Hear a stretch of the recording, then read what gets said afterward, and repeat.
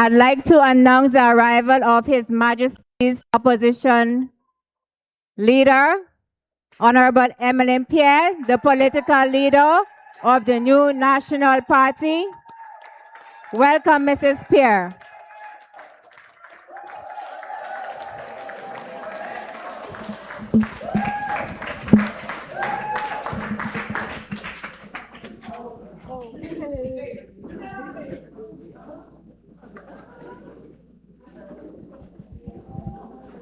She's sitting down. Come.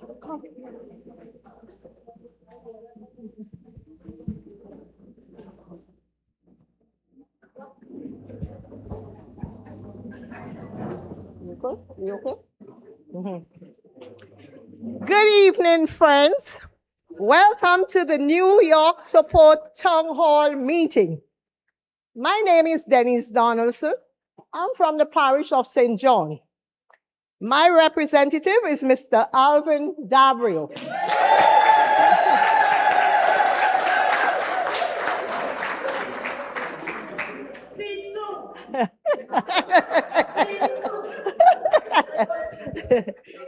This evening, I'll be one of the MCs. I'm one of the past presidents of this chapter in New York. I'm a silent member for our party, 20 years and more. I am not changing. I am not changing from my party. I'm staying green all the way.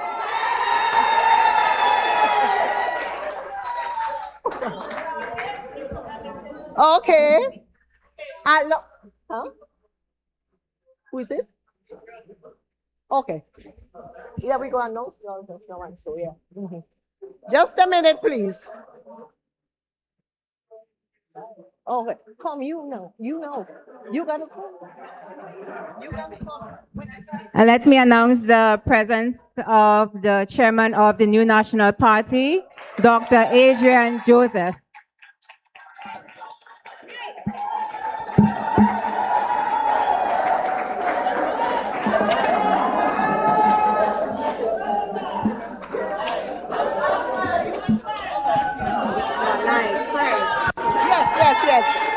Yes.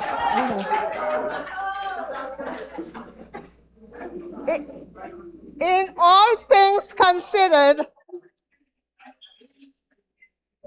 we do through the power of the Holy Spirit. Please stand as we open up this event with a word of prayer.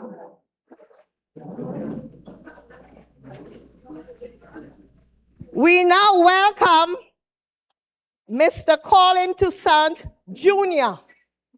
to lead us in prayer.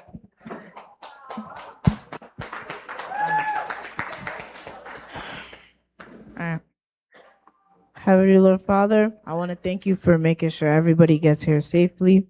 And I want to pray that everybody goes back home safely, Lord.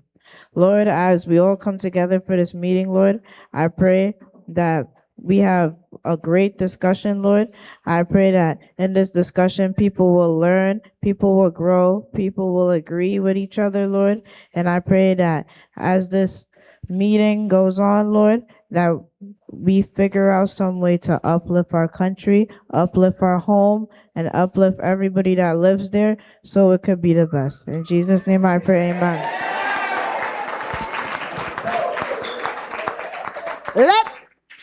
Let us all remain standing in unity as we play the national anthems of our host country, the United States of America, followed by the national anthem of Grenada.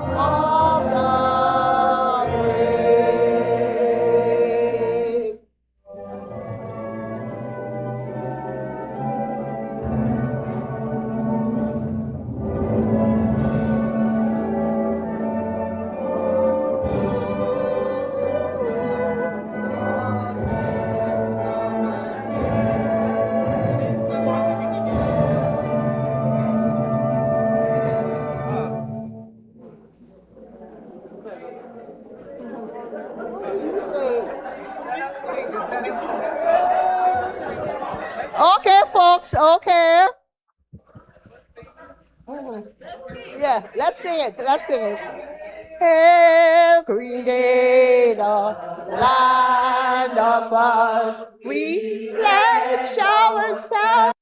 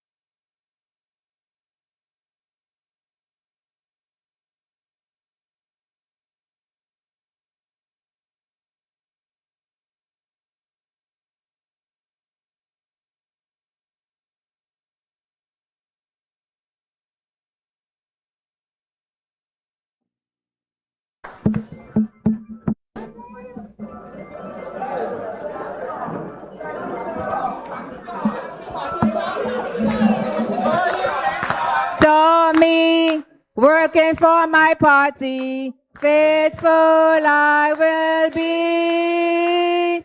I will fight with all my might, working for the NNP. Oh, you can count on me, working for my party, faithful I will be. I will fight with all my might, working for the NNP. Thank you, ladies and gentlemen. Thank you. You may have your seats.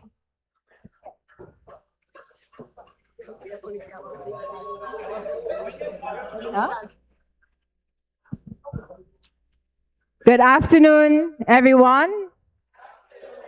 Distinguished guests, members of the diaspora, members of the New National Party executive team, and my fellow Grenadians, Caracunians, Petermaticians here in New York.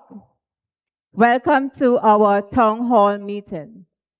My name is Aisha Khalis Olivier, and I am the chairman of the New National Party New York chapter, the 16th constituency.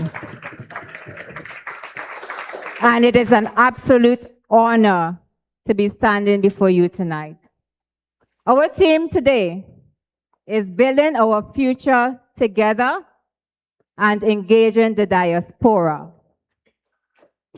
Seeing so many of you here today proves that no matter how far we are, no matter the distance, the miles, it does not separate from us our sincere gratitude, how proud we are of our beautiful island, Grenada.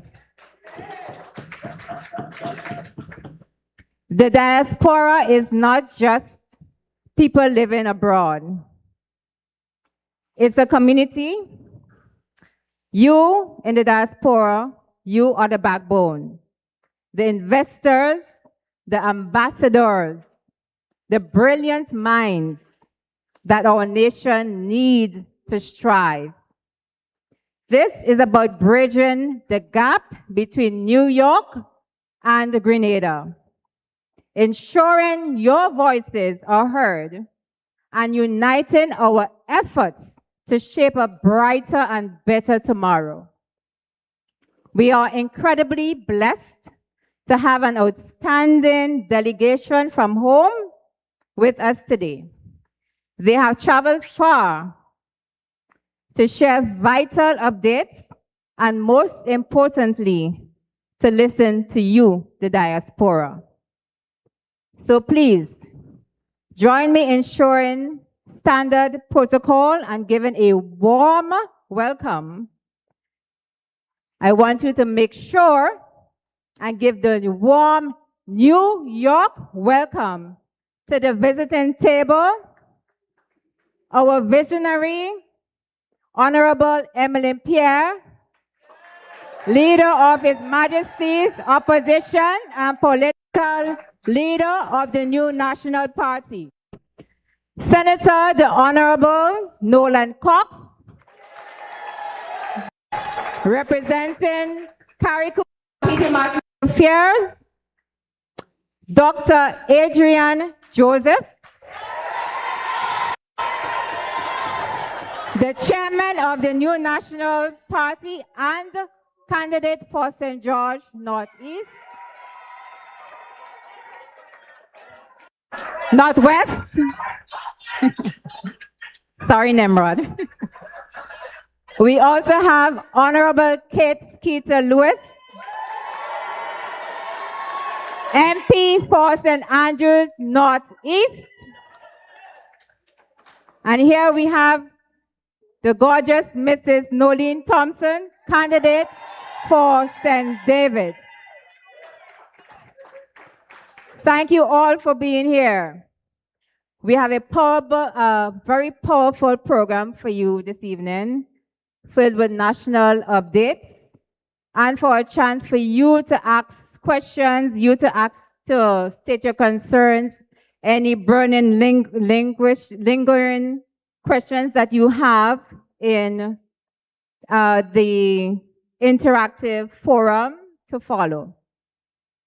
Let us engage, let us collaborate, and let us build the future together. Thank you and have a good afternoon. Before I leave, I would like to invite the Honorable Kate Skeeter Lewis to bring greetings. Welcome, Honorable Skeeter Lewis. Thank you to our chairperson for the New York chapter. And of course, good evening, every one of you here in New York. Let me give special recognition to our head table, of course, our esteemed political leader, and she will be our next Prime Minister. The first female Prime Minister for our country, the Honorable Emily Pierre. Our Deputy Political Leader, Senator Nolan Cox. The party's chairman, Dr. Adrian Joseph. And my colleague, Sister Nolene Thompson. Brothers and sisters, it is definitely a privilege to be here with so many of you Grenadians who continue to share the love of home in the diaspora or wherever you go. Thank you for your warm welcome and for your unwavering commitment and support to Grenada, Carriacou, and Petit Martinique.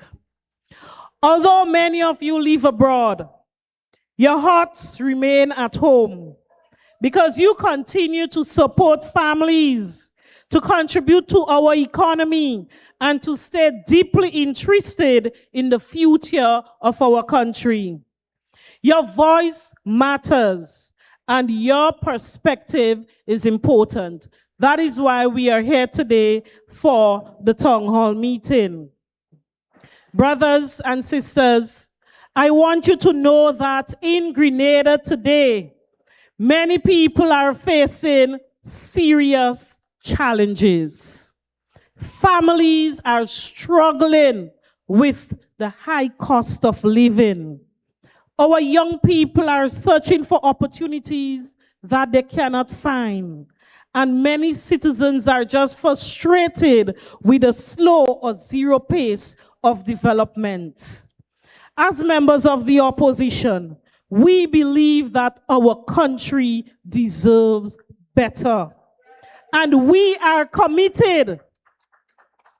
We are committing to presenting an alternative that is built on transparency, accountability, and the people-centered leadership.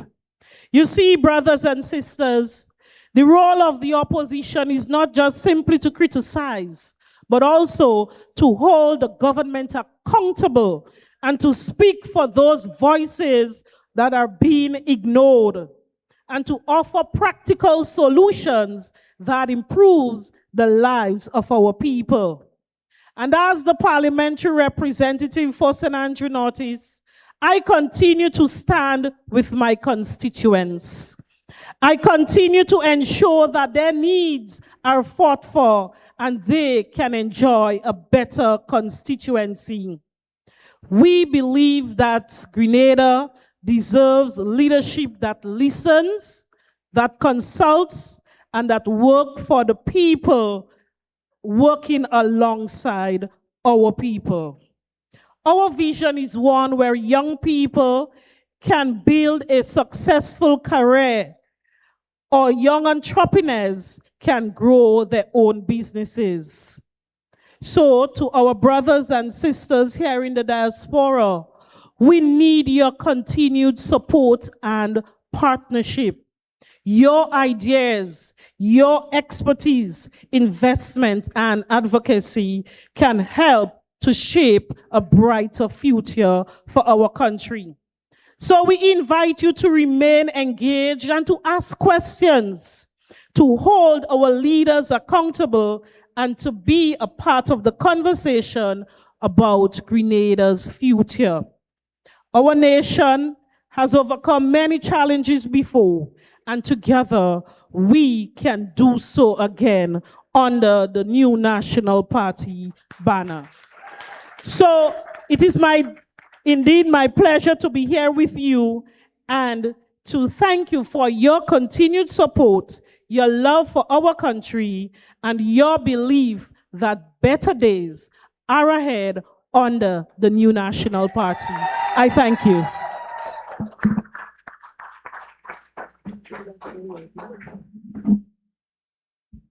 Thank you very much, Sister Kate. Ladies and gentlemen, put your hands together again for His Honorable Kate Skeeter Lewis Peters on such a wonderful delivery. Are you listening? Yes. Are you taking in? Yes.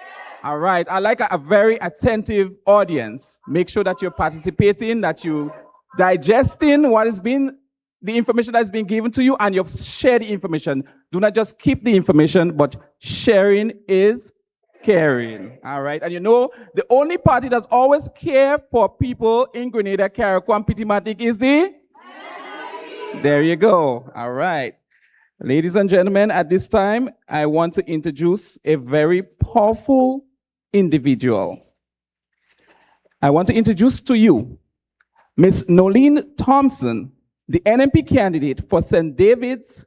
She brings a blend of professional expertise, grassroots engagement, and a reputation for steady people-centered leadership. She has built her career in business development and community outreach, earning recognition for her ability to connect with residents and listen deeply and translate concerns into practical action. Doesn't that tell you a lot, NNPites? All right. All right. I now introduce to you Miss Nolene Thompson, the candidate for St. David's. Make some noise.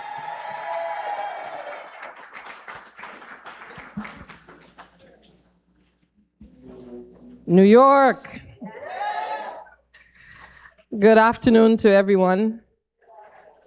To our political leader, Emmeline Pear, Deputy Political Leader, Nolan Cox, our Chairman, Adrian Joseph, and my fellow colleague, Kate Lewis. Friends, it is truly an honor and a privilege to be here with my fellow Grenadians.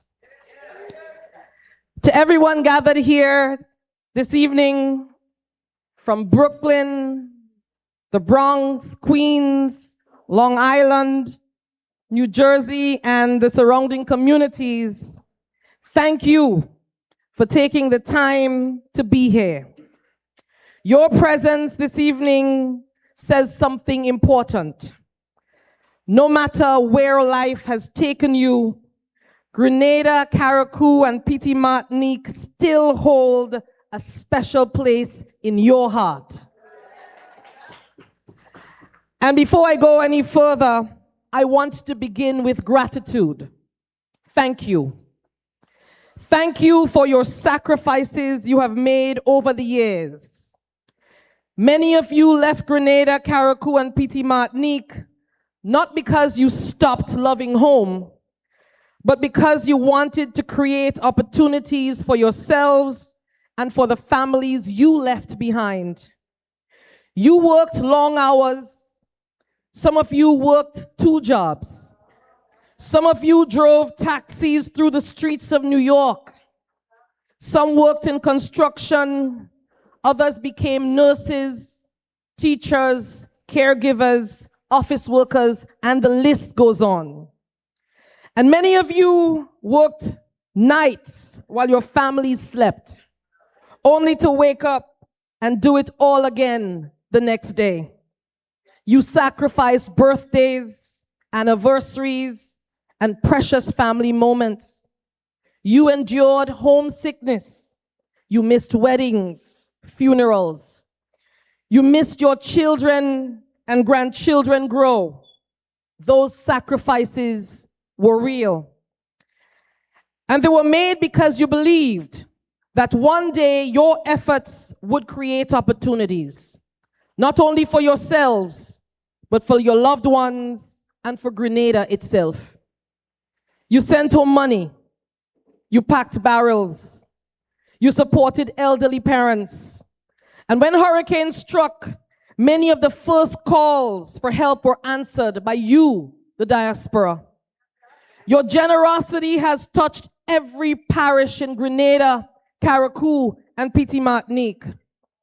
And this afternoon, I want to say clearly to you, your country appreciates you. Your contributions matter.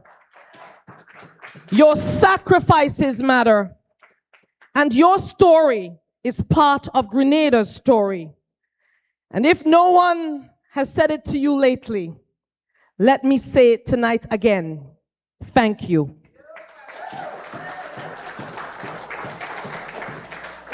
Thank you for not forgetting home.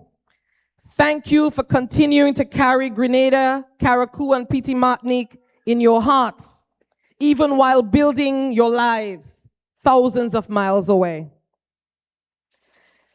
This afternoon, I don't come before you as someone looking in or looking at the diaspora from the outside. I come to you as someone who has lived that experience. I lived in Toronto for many years. My father still lives there, along with my siblings. My brother is here with his wife and my cousins. I also have grandpa, my aunts, my uncles, my cousins, and many other relatives right here in New York. Like many of you, my family is spread across North America. But no matter where we live, our roots remain firmly planted in Grenada.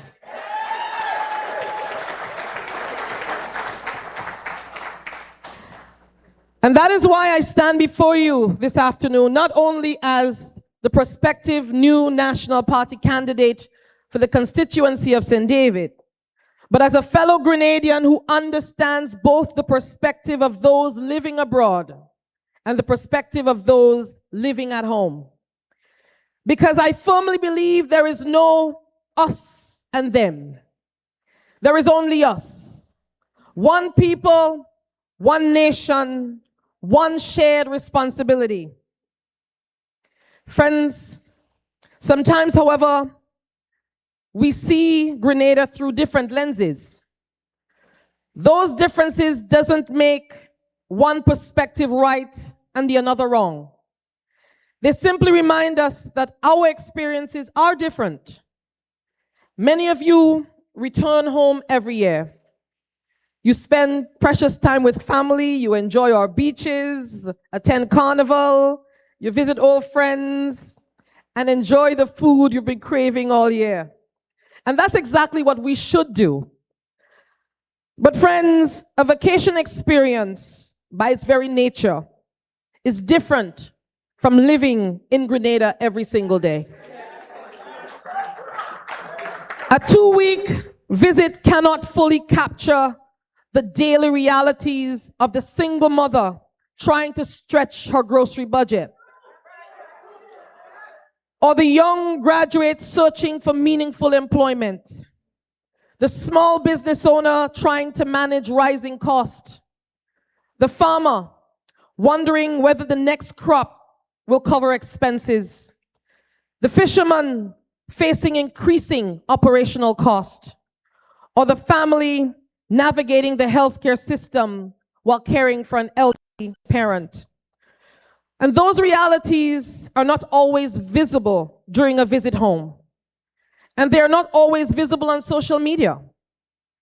Because social media has become one of the main ways of many of us staying connected to Grenada. It helps us celebrate our successes. It keeps us informed. But sometimes it gives us only a story in part. A headline, a video clip, an opinion, a political argument. Rarely does it tell the full story. And that is why I encourage every Grenadian living abroad to do something simple but powerful.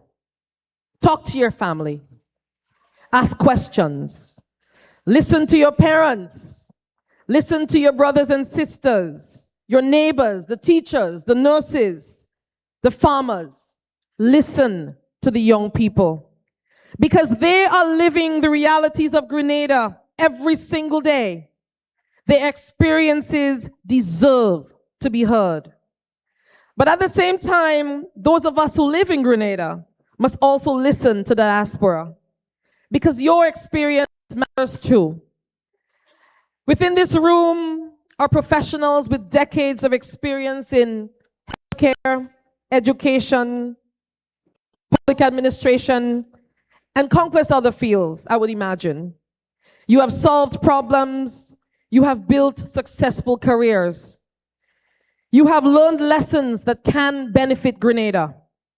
And your ideas should never be dismissed simply because you live abroad. Nation building requires listening in every direction. Recently, I met someone whose story has really stayed with me. She returned home after building an impressive professional career here in New York. Highly qualified, extensive work experience, and she returned genuinely because she loves home. But after a year and a half, she said something that really touched me. She looked at me and said, "I love Grenada, but Grenada doesn't love me." And she has recently accepted a position in another Caribbean island because the opportunity she hoped for at home, never came. And that conversation has stayed with me because she's not alone. There are many Grenadians abroad who dream of returning home. Some want to invest, some want to retire, some want to start a business, and some simply want to raise their children in the country they love. And if we truly want our people to come home, then we have to build a country where opportunity matches talent. A country that welcomes experience. A country where people feel they can contribute, succeed, and belong. And that is not just good for the returning nationals. It is good for Grenada. And again, as the prospective candidate for St. David, I believe our future depends on building stronger bridges between those at home and those abroad. Not just during an election season, not just when we need support after a disaster, but every day. Your voice should help shape policy. Your ideas should help shape development. And your expertise should help solve national challenges. Your love for Grenada should always have a place at the table.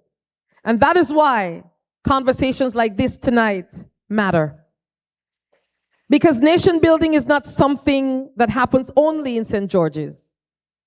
It happens here in Brooklyn. It happens every time you mentor a young Grenadian, or every time you invest in a business back home, every time you encourage a student, and every time you support a community project.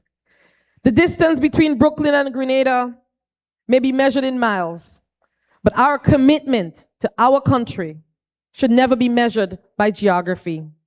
So whether you live in Brooklyn or in Beaton, Queens or Lasajes, the Bronx or Belle Plaine, we remain one people, one nation, one future. So I have a simple request for you this evening. Stay connected, stay engaged, continue to ask questions, continue sharing your ideas, continue holding leaders accountable, continue believing in Grenada, Carriacou, and Petite Martinique, because your country still needs you, not just your financial support, not only in your investments, it needs your wisdom, your experience, your professional expertise, your mentorship. So tonight, I want to listen. I want to hear your ideas. I want to hear your concerns. I want to hear your experiences. I want to hear your vision for Grenada, Carriacou, and Petite Martinique. So let it be the beginning of a stronger partnership, a partnership built on trust, on respect, on honesty, and on a shared commitment to building a stronger, fairer, and more prosperous Grenada, Carriacou, and Petite Martinique. Let us choose dialogue over division. Let us choose understanding over assumptions. Let us choose partnership over polarization. And let us never forget that the future of Grenada, Carriacou, and Petite Martinique will not be built by those at home alone, nor by the diaspora alone. It will be built when we recognize that we are one people, united by one flag, one heritage, and one shared responsibility to leave our country stronger than we found it. Thank you so much, and have a great evening.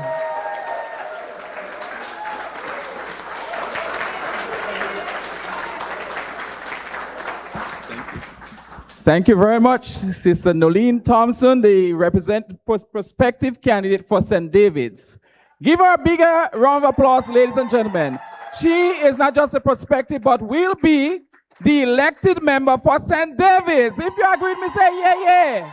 That's right, she will be elected. And that's why I want you to encourage your fellow brothers and sisters back at home to go out in the numbers and get registered and vote for Nolene Thompson and the rest of the new National Party candidates on election day.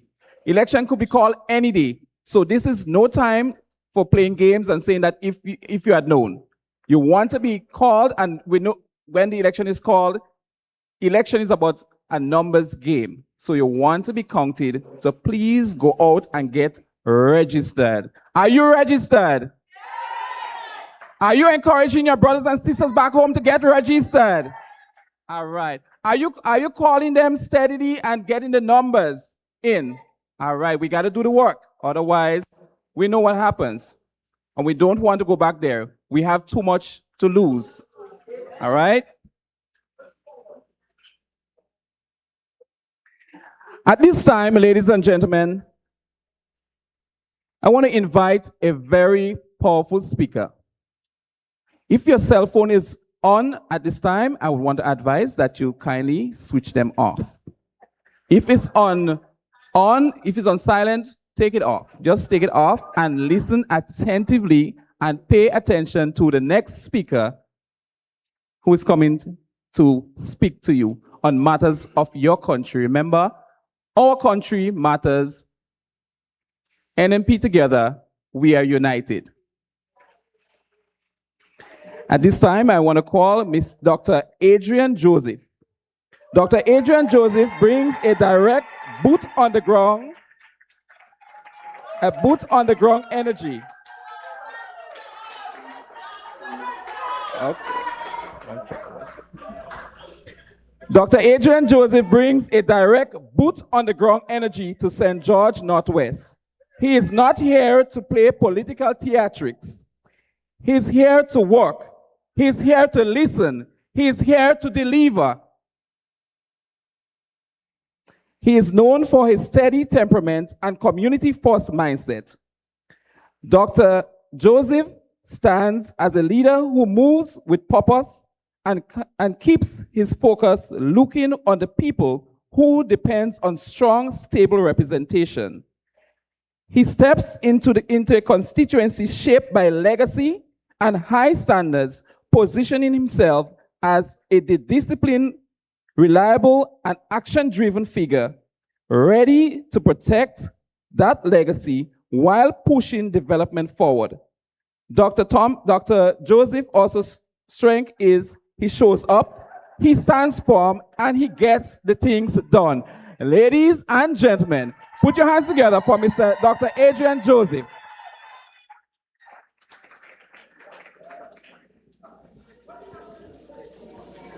Wow, did you hear that?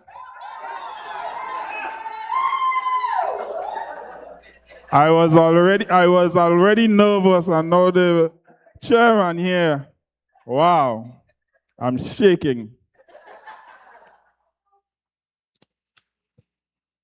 Is there love in the house here tonight? New York, is there love in the house here tonight? The next time a chairman introduces me, I simply want to be known as the person who is encouraging love in the house, love in Grenada, Carriacou, and PD Martinique. Because I believe at this time that is what we need. Our distinguished head table, my dear political leader, Honorable Emily Mpe. Deputy political leader, my brother, Nolan Cox, Senator Nolan Cox. The Honorable Short Boss, Honorable Kate Skeeter Lewis. Give it up. My dear sister, and I want to make a special mention here this evening. She has grounded a plane in St. David's. She has them on the ground in the night with flashlight. Folks, give it up for my sister, Nolene Thompson. Folks, and I heard that they're getting nervous. Very speedy. I heard there's an Ayatollah up here trying to have another meeting. That's an indication of they're worried. Folks, we are here. We are here to bring love from home. We are here to hear from you. And for me, to have a serious conversation, because the diaspora is such an important element of our development. Happy am I to be here. Friends, each time Grenadians listen to the news these days, we wait with bated breath.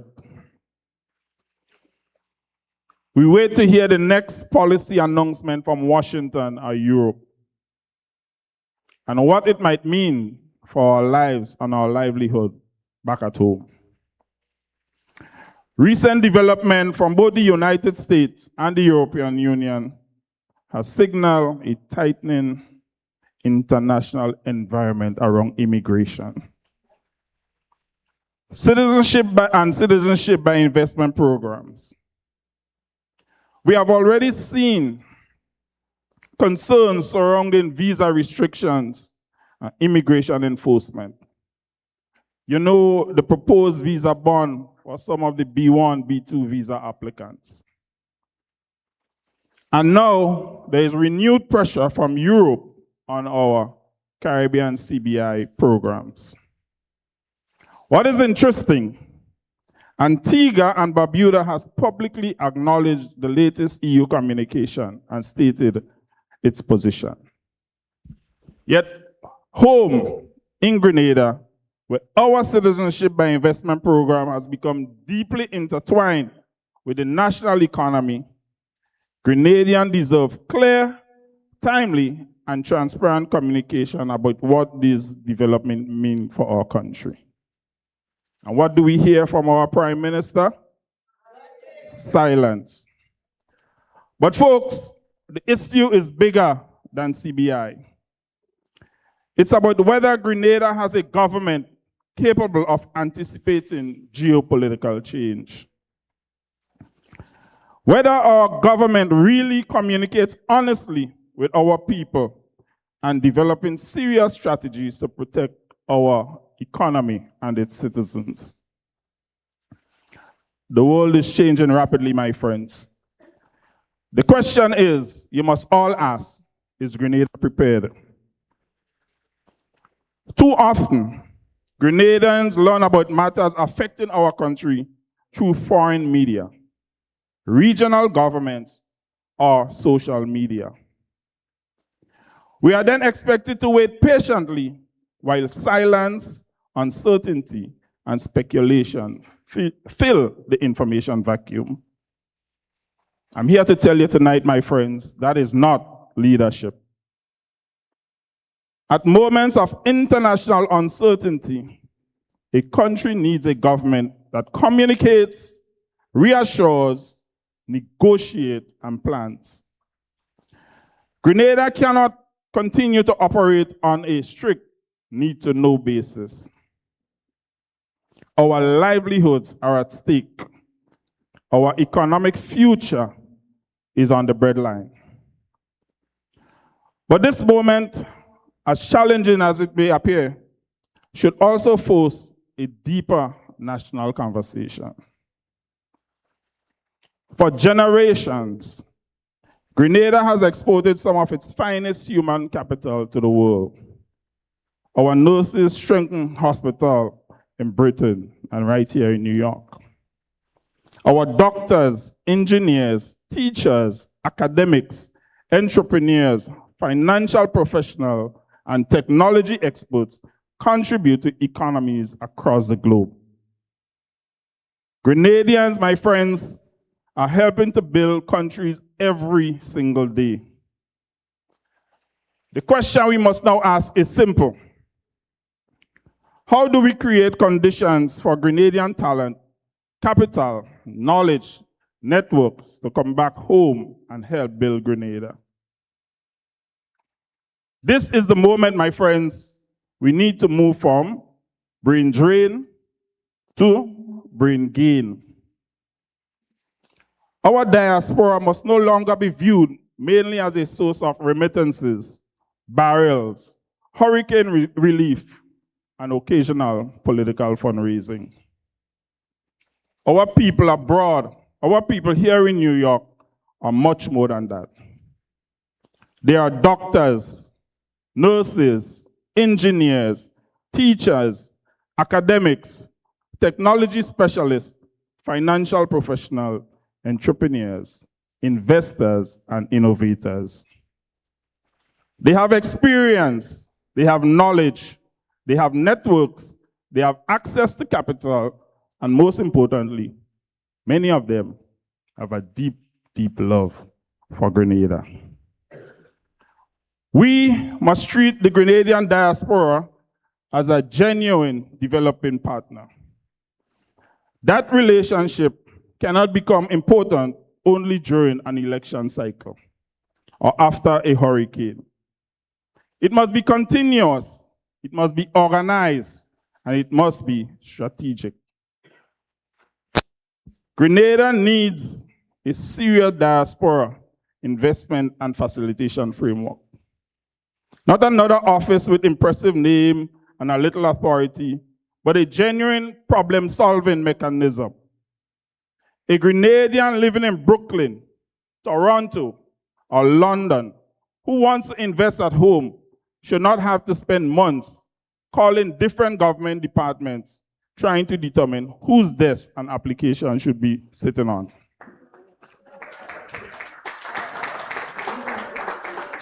There should be one point of contact, clear procedures, published timelines, and a digital platform through which applications submitted can be tracked. A Grenadian abroad should be able to open a phone and see, where is my application? What documents am I missing? Who is responsible for the next step? And when should I expect a decision? Government must work for the people, not send the people in circles.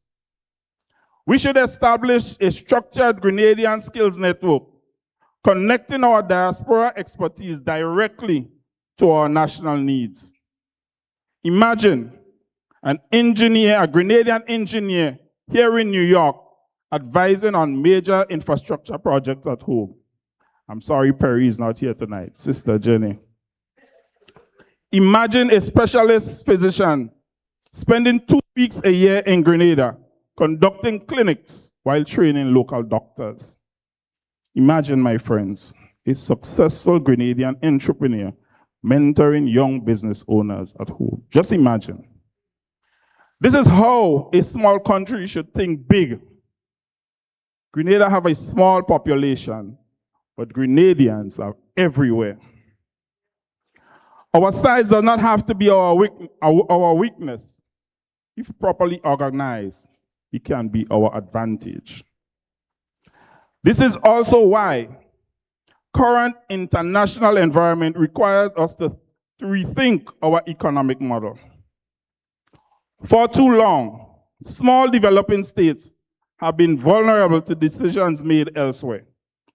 One announcement in Washington, Brussels, or London can have immediate consequences for travel, trade, financial services, and investment and government revenue. We know we cannot control the decision of Mr. Trump. Every sovereign state will pursue policies it believes to be in its own interests. But Grenada has a responsibility to pursue ours. That means diversifying our economy, strengthening productive sectors, investing in our people, and reducing our vulnerability on external shock, my friends. If CBI is under increasing international pressure, where is Grenada's economic transition strategy? If migration pathways become more difficult, where is our strategy to create better opportunities at home? If global food prices rise, where is our serious national program for food production and agro-processing? If technology is transforming the global economy, where is our urgency around artificial intelligence, cybersecurity, software development, and digital entrepreneurship? These are serious questions leadership must answer, my friends. A crisis can become an opportunity, but only when it is managed strategically. We must build a Grenada where our young people do not feel that migration is the only route to success. We must build a Grenada where a young couple paying $1,500 every month in rent can see a realistic pathway to home ownership. We must build a Grenada where a qualified young person can see a future beyond waiting on a government job. We must build a Grenada where entrepreneurs are encouraged rather than exhausted by bureaucracy. We must build a Grenada where education is deliberately connected to industries and opportunities of the future. Our scholarship and training priorities must reflect the Grenada we are trying to build. Medicine, nurses, engineering, AI, cybersecurity, renewable energy, agricultural technology, food science, advanced tourism services, and the creative industry. Education must not simply produce certificate. It must produce transformation. The same is true for investment, my friends. Grenada must once again become a country where responsible investors feel confident. Capital goes where the rules are clear. Businesses grow where there is predictability. Investors commit where institutions work. We cannot say that we want investment and then frustrate every serious investor who attempts to do business. Nor should investment mean selling out Grenada. We need a responsible investment that creates jobs, transfers knowledge, and develops new industry, build local capacity, and leaves the country stronger than you found it. Beyond economics, my friends, lies something even more important: dignity. For too long, Caribbean migration has been narrated as an escape from limited opportunity. But the Grenada of 2026 cannot think like the Grenada of 1976.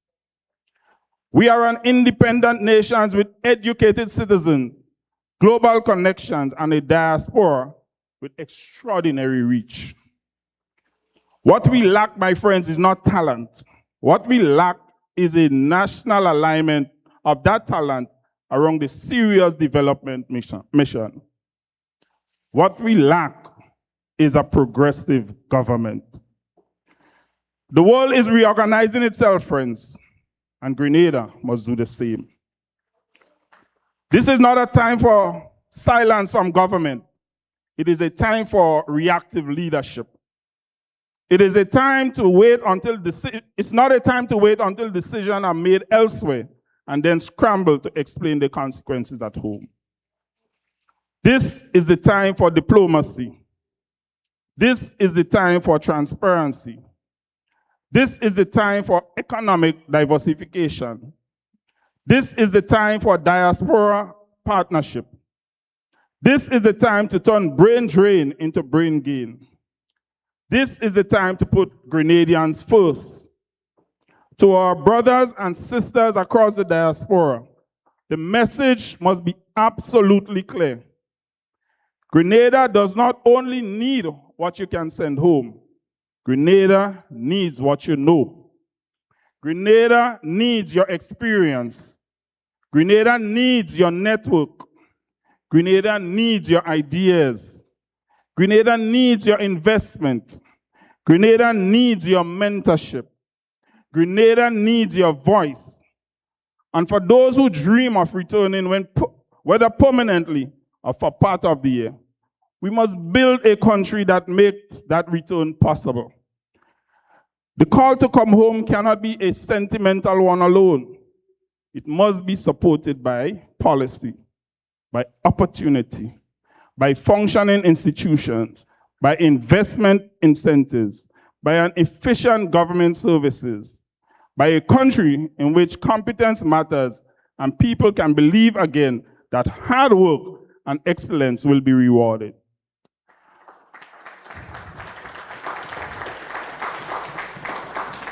From the beaches of Miami to the boroughs of Brooklyn, from Toronto to London, and everywhere Grenadians have planted roots, the message must go out. Do not give up on hope. The world may be changing around us, but Grenada remains ours to shape. If pathways abroad become narrower, let us widen pathways to opportunities at home. If global uncertainty increases, let us strengthen our resilience. If external forces, if external pressure forces us to rethink old economic model, let us have the courage to build new ones. Let us shift from dependency to productivity, from uncertainty to strategy, from silence to real leadership. The world is reorganizing itself, my friends. So must we. Grenada is calling, and together at home and across the diaspora, we must answer. Let us put Grenadian first. Love in the house. Thank you.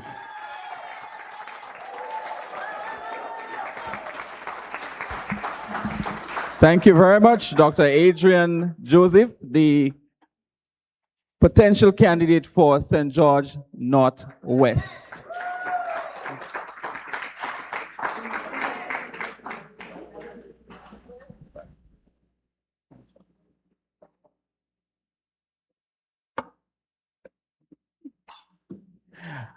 Are you taking in what the speakers are giving, the information that they're giving you so far?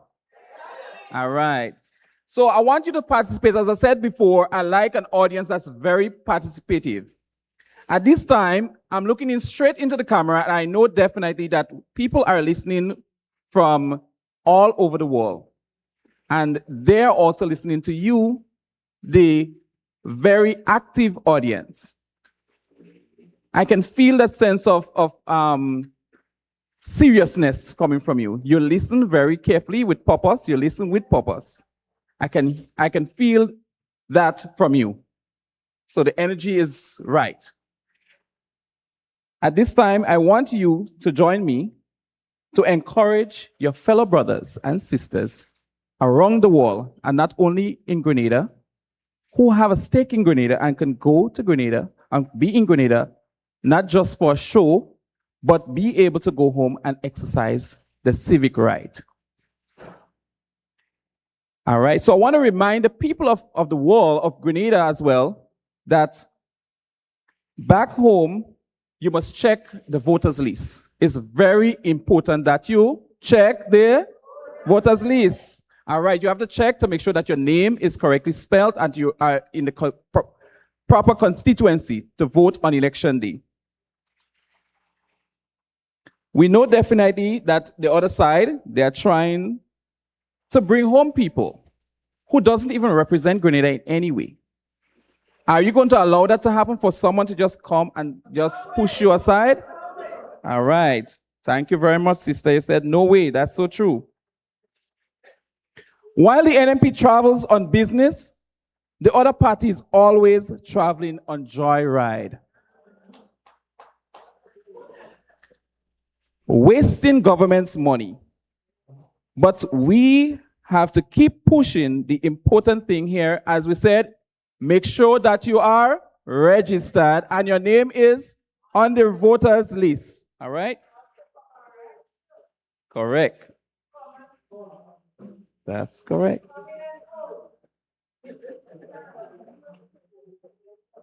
Okay.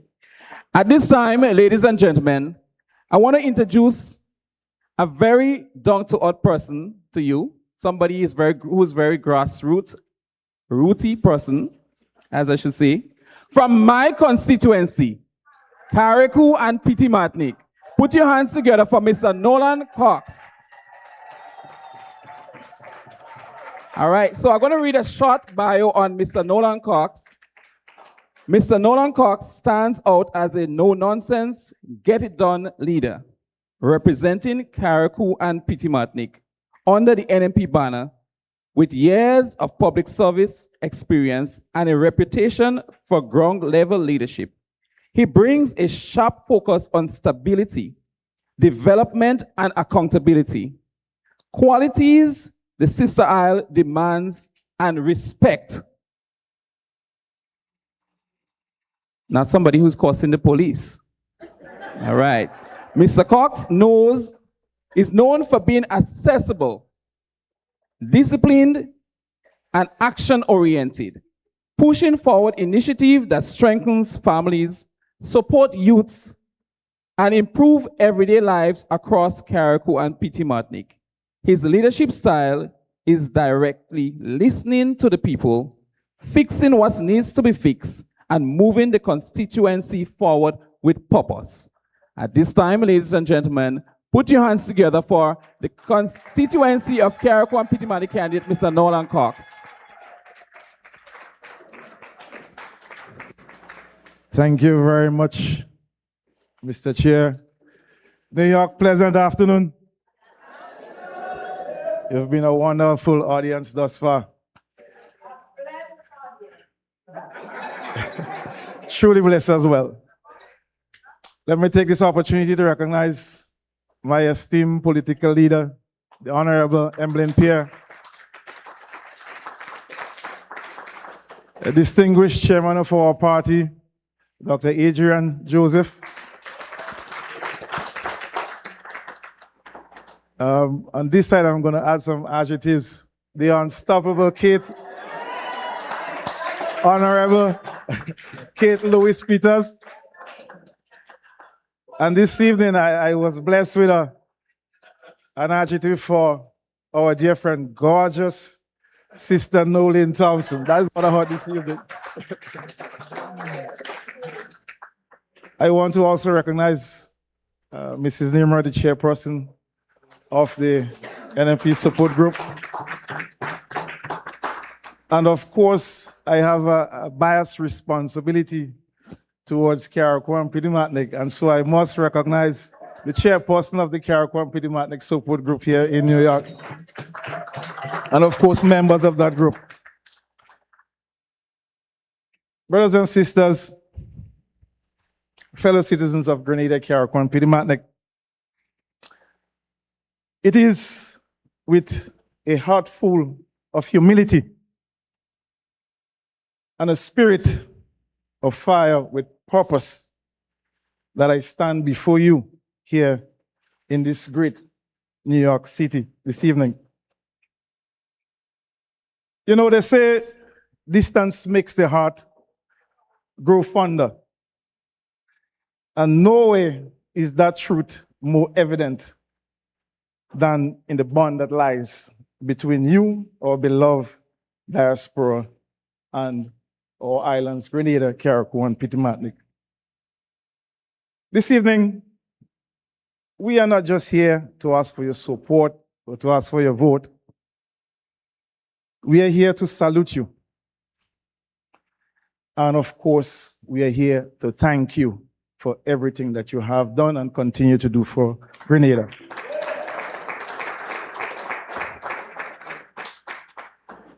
We are here to acknowledge the monumental, and I mean monumental, contribution you have made to the advancement and development of Grenada, Carriacou, and Pitimatnik. The diaspora is a pillar to our country. For decades, your support has been invisible, yet unshakable. An unshakable pillar on which our communities have been built and sustained for decades. While we speak of government policies, national budgets, you have been the practical architect of hope for our country.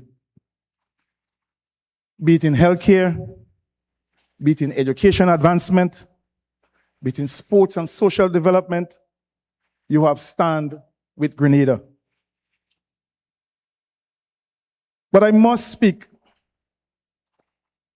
as I said earlier, with a bias of responsibility for the beautiful islands of Carriacou and Pitimatnik. I must be the voice at this point in time. And we have experienced the tragedy of Beryl, and of course, the heartfelt support that the diaspora has meted out to us. Nowhere was this more evident than in the immediate aftermath of Hurricane Beryl, a monster storm that destroyed our islands, leaving a path of destruction that shook us to the very core. It was you, it was our diaspora who moved with speed and compassion to serve and to support families home. You mobilize and send supplies. You raise funds. And most importantly, you sent a message of solidarity that is louder than the roaring winds of Beryl. You were the livelihood and the lifeblood that flow back to us in our darkest hour.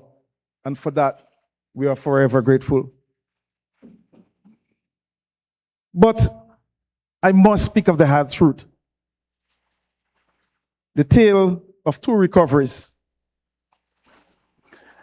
My friends, this evening, it is with a heavy heart that I must speak a hard truth to you.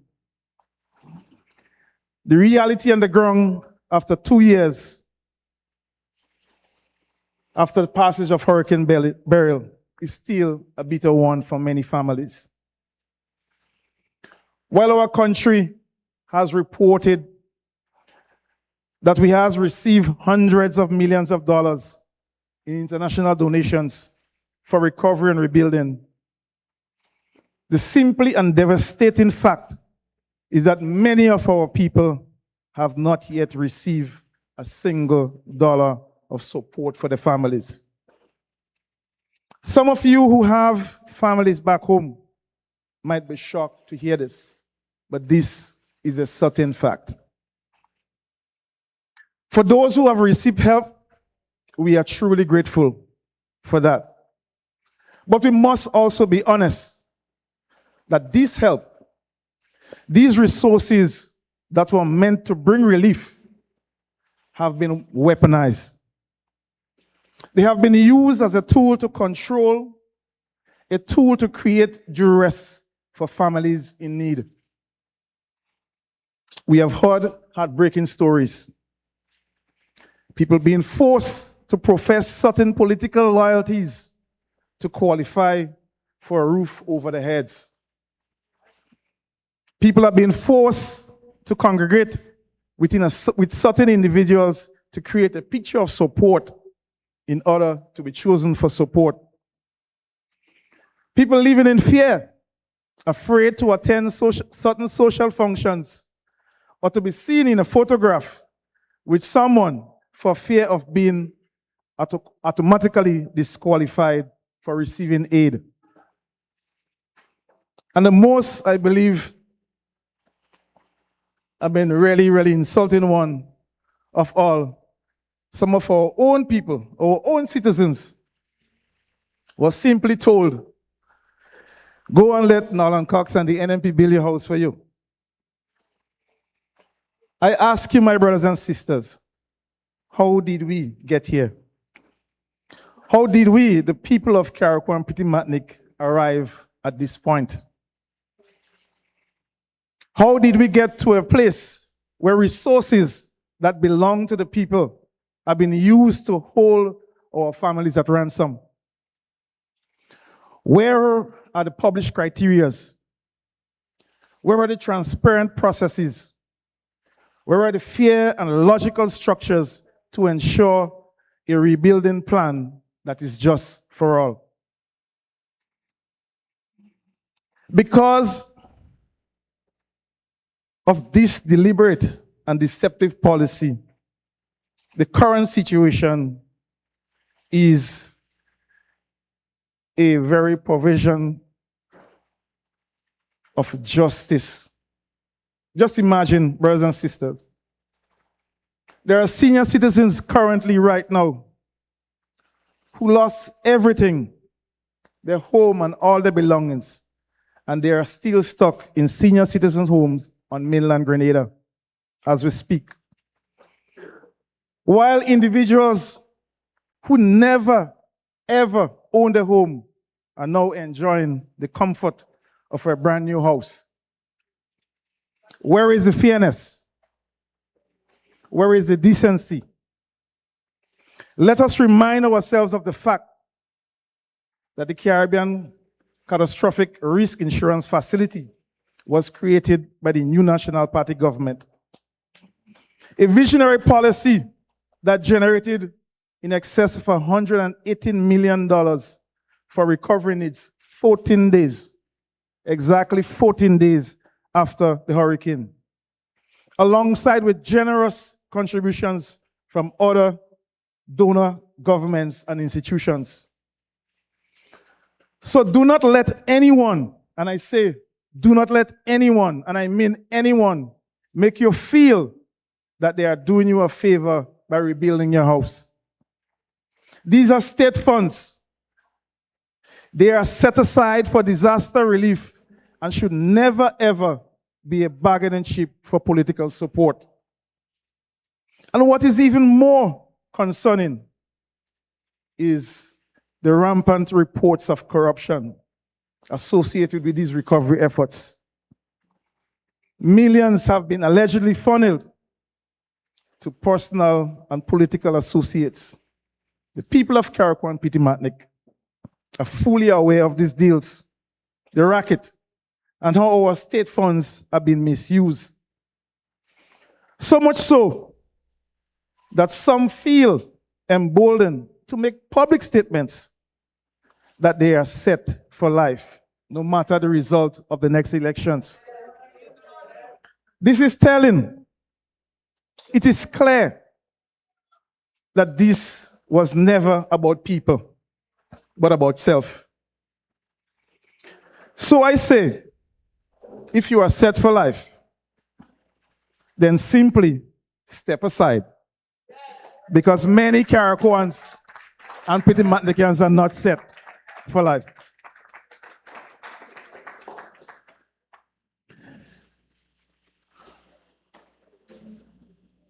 And brothers and sisters, our fishermen,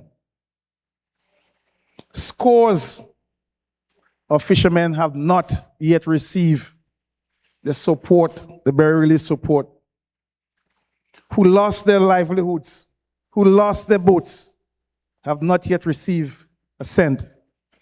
Yet, funds have been paid out to individuals who never owned a boat or knew anything how to even operate a boat. They have received funds, and that's a fact. Our farmers, while some of our farmers receive some support, there are others who have not received support for their destroyed farms. But those with small backyard gardens have received relief support. Where is the fairness? The daily struggles of ordinary citizens have been tough, continue to be a present challenge. The injustice extends beyond the hurricane, brothers and sisters. During the recent dry season, the lack of appropriate support from the government was unacceptable. Because we had so much destruction, a lot of homes without roofs, that present a challenge for water. Because in Carriacou and Pitimatnik, we harvest water from rainfall. So which means that there was less capacity to collect, less capacity to store as well. Families were struggling to get water for the daily use. I tell you, sometimes when I kneel down to pray at night, so I pray for rain, because we couldn't take another month of dry season, because I know the challenge that persons were going through. Even myself and I as well. I even was afraid to even to open my tank to see how much water I had inside my tank. That to tell you how difficult it was for many persons, many families. That is why, brothers and sisters, because of who I am, because of what we represent, because of our philosophy as a party, that is why I took it upon myself, with the help of concerned community members, to place water tanks in various communities to alleviate the water shortage for some families. It was a small gesture, but it was a gesture of love for our people. While the expansion of the water distribution network, and which, let us be clear, that was started by the new National Party government, the current administration has failed to make it accessible. Brothers and sisters, could you imagine you're asking persons to pay in excess of $1,500 to get a water connection from Nawasa? They are already struggling with expenses for their home. And because of this cost of connection, it's simply making it inaccessible for a number of needy families. Therefore, brothers and sisters, we have taken a bold approach, and we have looked at it, and we have made certain assessments. And we will implement a program once given the opportunity, brothers and sisters, once given the opportunity to handle the responsibilities of Carriacou and Petit-Martinique after the next general election. We will implement a program to ensure that water connection for all homes in Carriacou and Petit-Martinique to Nawassa network will be not only will be free, connection will be free for all homes in Carriacou and Petit-Martinique. We believe this is a win-win situation for both needy families and, of course, Nawassa. This will increase access for needy families, and in turn, it will increase revenue for Nawassa from the sale of water. So, brothers and sisters, we are leading while not in charge.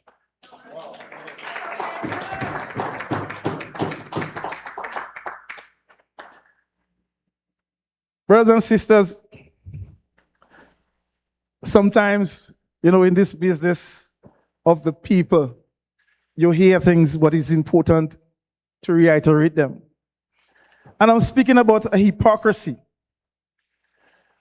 The hypocrisy on the issue of roads and infrastructure development. The current administration has vilified the New National Party government for talking about building roads when we were in government, to the point where a government minister vowed to the world to commit himself to a mental institution if he took credit for building roads. And that's a fact. He said it.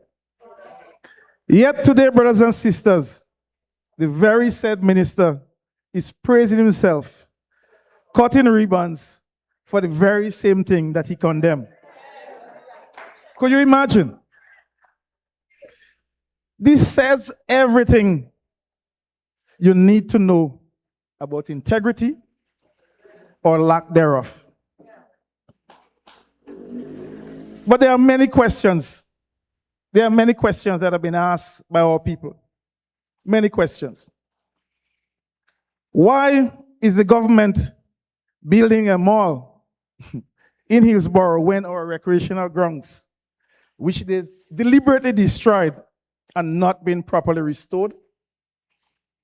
Why is the government saying to the world that there is a building school in Wynwood when this school has no students, no tutors, no syllabus, non-existent?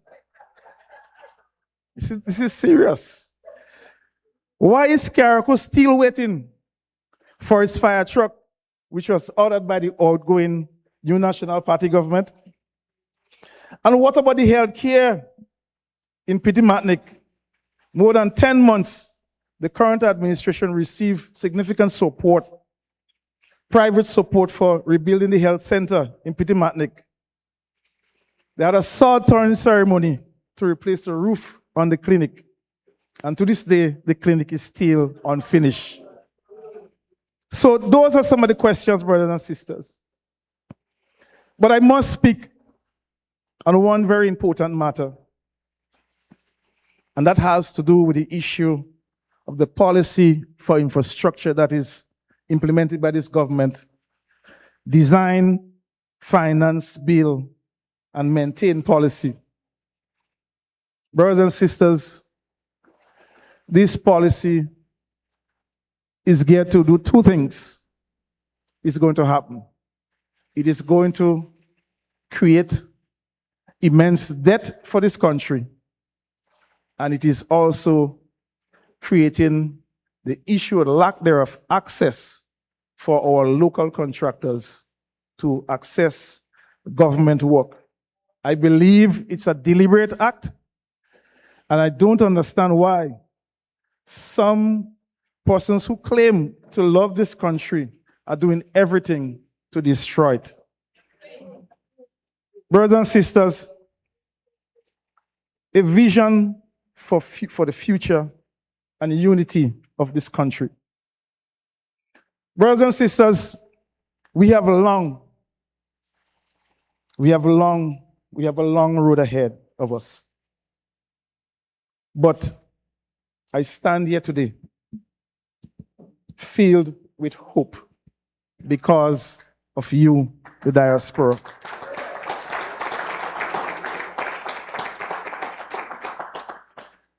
We know that our ideologies, our philosophies may differ on certain matters, even politically. But we have one common burning goal to achieve the absolute best for Grenada, Carriacou, and Petit-Martinique.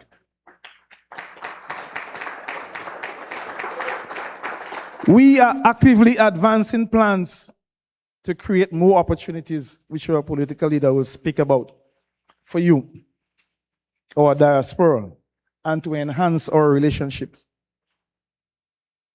We in Carriacou are also looking to see how we can enhance that relationship. And we are working towards a plan for establishing a department for the diaspora in Carriacou, so that Carriacouans and Petit-Martiniquans can have an opportunity to have a direct interface in terms of communication for either information, benefits, or services. We believe that the time is now for that to be established.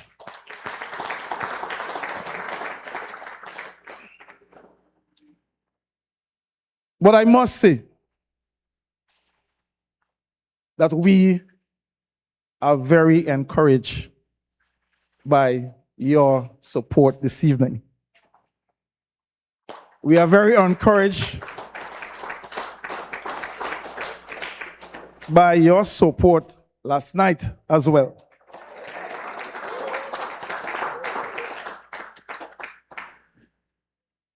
We are not perfect, brothers and sisters, but we are driven with a purpose and a passion to serve you, the people.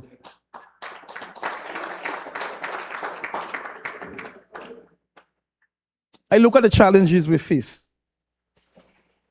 The whole issue of corruption, the whole issue of inequality. But we must do better. We deserve better. And I believe it is important to understand and to remain grounded in the fact that NNP is better for everybody.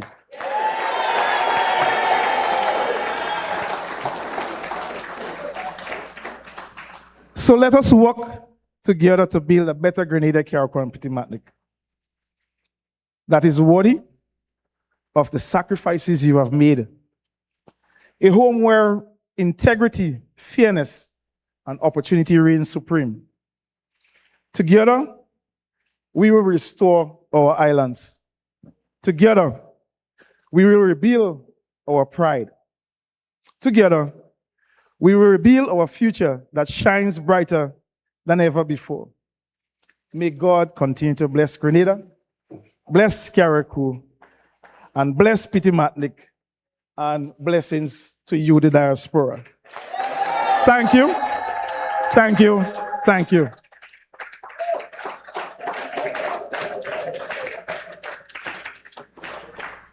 And as I say, and I want you to remember and leave here with this, NNP is better for everybody.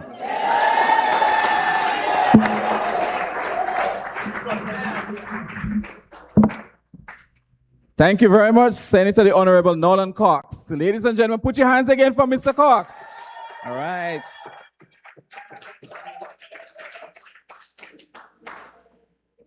All right, we are not stepping into this fight quietly. We are stepping in prepared, disciplined, and united. The other side can keep guessing, but we are already moving.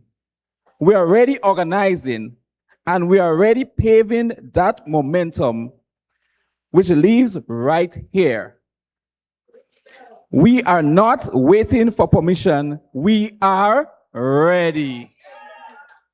And if they think they can win an election, tell them, ring the bell. Okay, they're ready? Ring the bell. Or if you think they can win, ring the bell. Okay, there you go. Ladies and gentlemen, let them talk. We are doing the work. While they scramble, we are building. While they hesitate, we are advancing. This is not just noise. It's a warning shot. We are ready, we are steady, and we are coming with purpose. What's the last words I said? We are coming with purpose. There you go. At this time, I want to call on no other person but Miss Wendy Maguire to introduce your political leader, our political leader, the next Prime Minister of Grenada, Carriacou and Petit Martinique. Thank you, thank you. Before I begin, I just want to have a little piece of information to give you guys. So just in case you see this fall off, no laughing, no taking videos and sharing it. It's not mine. I forgot mine home. Now we're moving on. Pleasant good evening to everyone. My name is Wendy L. Maguire. And today I have the task to introduce the most important lady, our next female president, our first female president of Grenada, Carriacou and Petit Martinique. The Honorable Emmeline Pierre. Emmeline Pierre has a dynamic track record of service to youth and national development in Grenada. Her professional journey commenced as a young journalist, transitioning into a teaching role and subsequently assuming the position of Deputy Director of Youth. Her passion, drive, and expertise gave her the opportunity to expose her talents in various voluntary roles, including Regional Coordinator of the Commonwealth Youth Program, President of the Leo Club of St. George and St. Andrews, President of the National Youth Council, and the host of television and radio programs aimed at youth empowerment. She later served as a government minister and member of parliament. At a vibrant age of 27, Emmeline Pierre entered Grenada's upper house of parliament in 2003.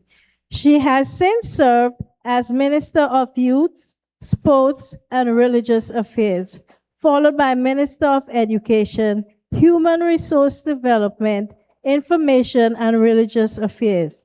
Over the past 2 decades, she has been an integral figure in frontline politics, elected as a Member of Parliament on 3 consecutive occasions.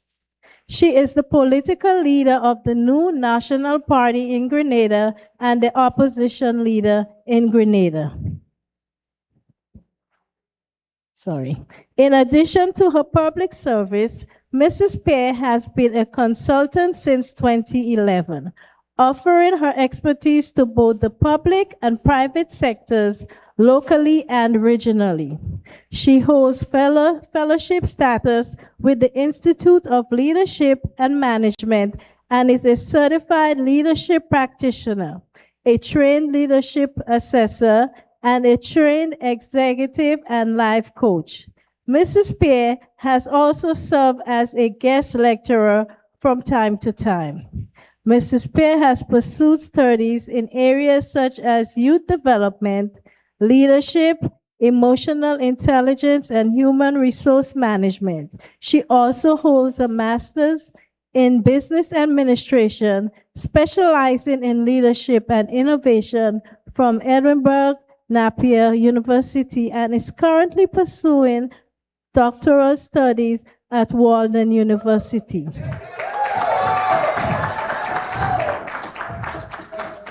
Her steadfast work ethic and unwavering commitment to excellence are understanding. Married for 31 years, Mrs. Pierre is a devoted mother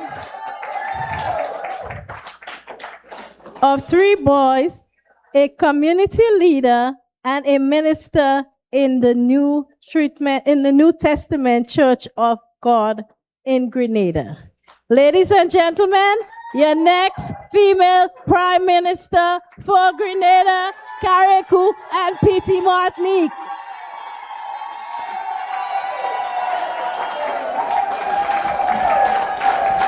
New York! New York! New York! Note I never said NPIs. Good evening to every single one of you.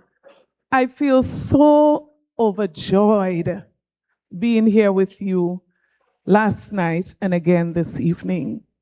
But permit me to segue and to recognize some very important people at the head table. And I want to ask them, they've been introduced so many times before. I want to ask them to stand and take a bow this evening. I'm going to invite Brother Cox, Brother Adrian, Sister Nolan, Sister Kate to stand. Brothers and sisters, these are members of the winning team of the new National Party.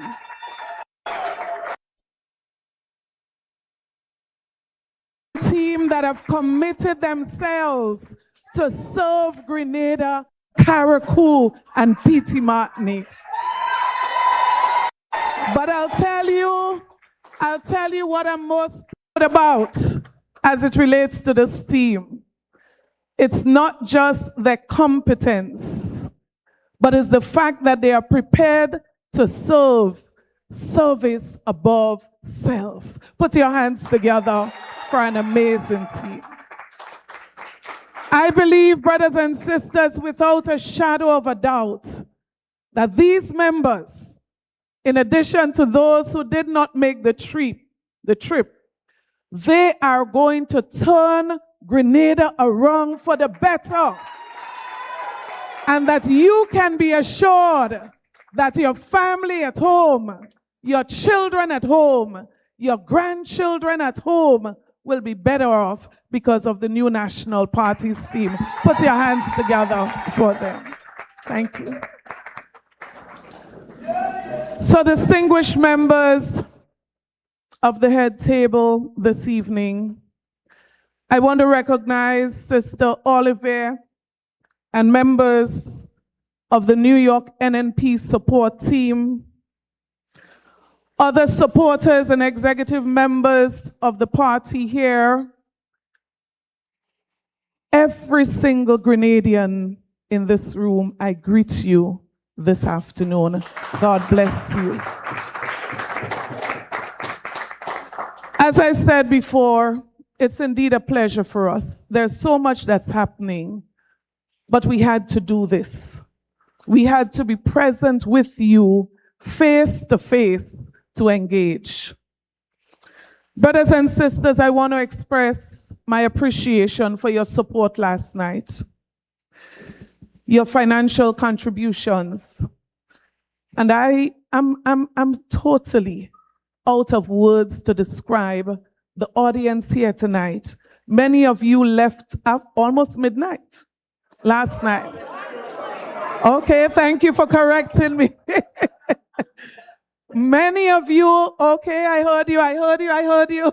You left after midnight, 4 a.m., I heard you. And the fact that you came back in such large numbers this afternoon, I feel confident that you are ready to work together. You mean business, I heard you. You are ready for the journey ahead for a better Grenada. And I am so encouraged, I'm sure, that I'm speaking for every member of our team this afternoon. To the team that has worked extremely hard, and I know it can look simple. It can look that we just had a fundraiser and we are just having another meeting I want to ask members of the planning and organizing team, the executive, where is Sister Oliver and her executive? Could you stand and take a bow? Sometimes we underestimate what is required. Put your hands together for them. We thank you. We appreciate you. And we know the sacrifice you made to make this possible just for us. We appreciate you. Brothers and sisters, if you listened and you followed the presentations, you would realize that Sister Nolan and Brother Adrian would have clearly detailed to you our intentions as it relates to the diaspora. When we discussed this meeting, we specifically designed their presentations around you. But as I listened and as I reflected on what they were going to share with you, I thought to myself, if we stop there, then you may have very little reason to want change. Because you see, what they presented to you, I describe as excellent ideas, excellent initiatives that we are committed to. Things that we are saying to you we will do when we form the next government. But guess what? They would remain on paper unless you have a reason that you need a change of government. And that is why you notice it was a combination. So Sister Kate, Brother Cox, and myself would present to you the reality of what is happening in Grenada and why there is a need for a change in government at this time. Brothers and sisters, there is a truth that no one can deny. Regardless of how far you go, regardless of how long you've been out of Grenada, there is a single truth. And that truth is, your love for your country grows stronger and stronger. And that your contribution to Grenada continues to grow. Your commitment can never be measured. And Brother Adrian and Sister Nolan said it excellently. Could never be measured by just remittances back home. You are far more than remittances and barrels and boxes and crates. You are so much more, and we value every single one of you.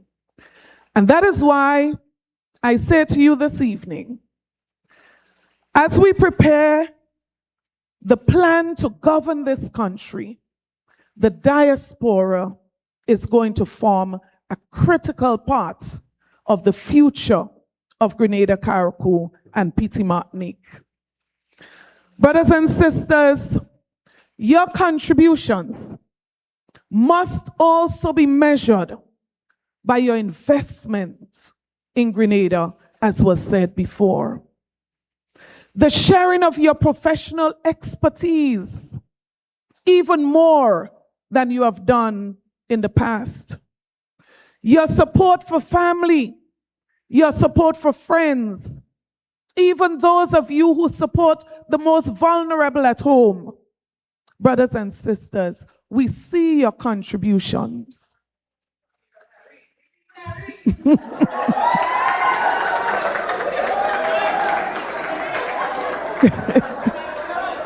We welcome you.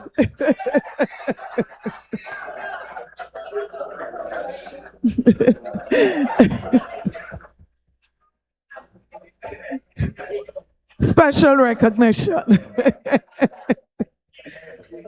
Brothers and sisters, and that is why the presentation by Brother Adrian and Sister Nolan was so important, because we want to say to you this evening that your contribution to the Grenada, Carriacou, and Petite Martinique is felt and it's appreciated.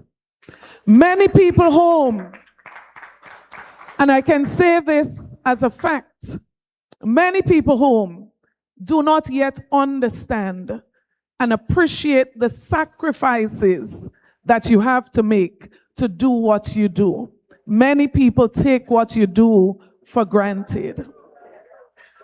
But I say to you this evening, the new National Party's team, as we prepare to get into government, will not take your contribution for granted. We are going to respect your contribution, value your contribution, and I say we will maximize the contributions that you can make to your country's development. You are doing a great job building this country. But we also believe that while you do this, many of you are capable of doing even more for your own country if we create the enabling conditions to make that possible. And that is our pledge to you this evening.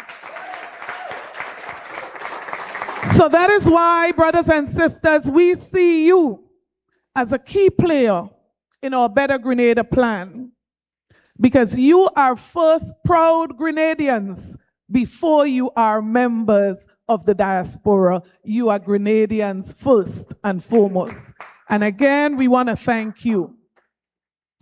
So a Better Grenada plan would therefore provide greater support for returning nationals, will focus on improved health care and other services that you view as critical when you return to Grenada.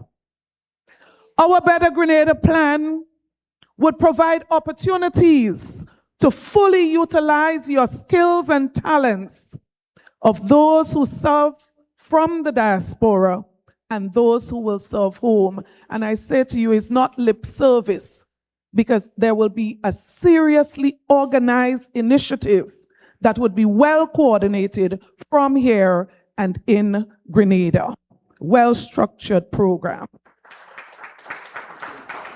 I am convinced, therefore, that together we are ready to implement solutions to the problems that we face at home. Solutions, brothers and sisters, that would strengthen our partnership. You here in the diaspora, those who will soon return home, and of course, your new National Party's team. We will take Grenada into the next chapter together. And that is why today is not just simply about our wonderful speeches. It is about conversations, because we want to hear from you. It is about listening to you. And above all, it is about our shared commitment to Grenada's future. The future of this country, Grenada, is too important for us to take it lightly. And that is why we are here. Brothers and sisters, I want to be honest. I want to be truthful with you, because you deserve to know the truth. You deserve to know the truth. We have been accused of talking too much. We have been accused of complaining too much.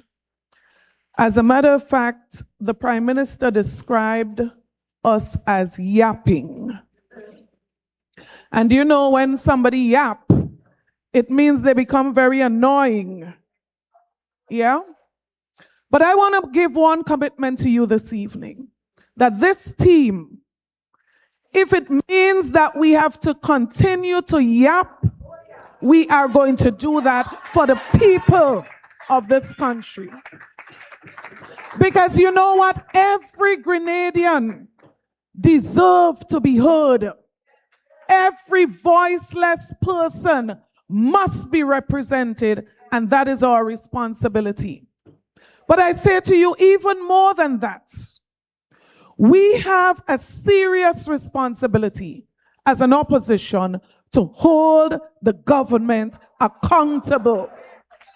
They must never be allowed to think that they can do anything and get away with it, because they are the servants of the people of Grenada, Carriacou, and Petite Martinique. So I wish to use this opportunity, brothers and sisters, to provide you with an overview of how I see the current social and economical situation in our country unfolding. Because sometimes you get to hear one side of the story. I want to share with you the dangers that confronts our country at this time. And most importantly, because hearing our plans is one thing. If you don't understand the danger, and if you don't understand why we cannot continue on the current trajectory, then it makes no sense that we are even sharing with you this afternoon. We cannot continue on the road that we are going. Brothers and sisters, only recently, the government released a 2025 annual debt report. And I want to share with you, as I said, as clear as I can, so that you understand what is happening at home. That report, as I said, published by the government, confirms the harsh economic reality that Grenada currently faces. It confirms what we have been saying for months is happening in Grenada. The country's fiscal position has fundamentally weakened, placing our country at economic risk. Brothers and sisters, they will not tell you, but I will, that Grenada recorded an overall fiscal deficit of approximately 7.2% of GDP in 2025. And that is approximately $300 million in deficit. Brothers and sisters, this represents a significant shift from the 6.7% surplus that we had in 2024. In other words, we are going down quickly, highlighting a substantial deterioration in the country's fiscal position. And I said to my husband, with or without voice this afternoon, the truth must be told. Brothers and sisters, the national debt stands at about $2.8 billion at this time. And mind you, this situation is after the government would have inherited close to $500 million when they entered government in 2022. In other words, we have some great plans for the diaspora, but you need to understand why there is need for change so that we can implement these very important plans.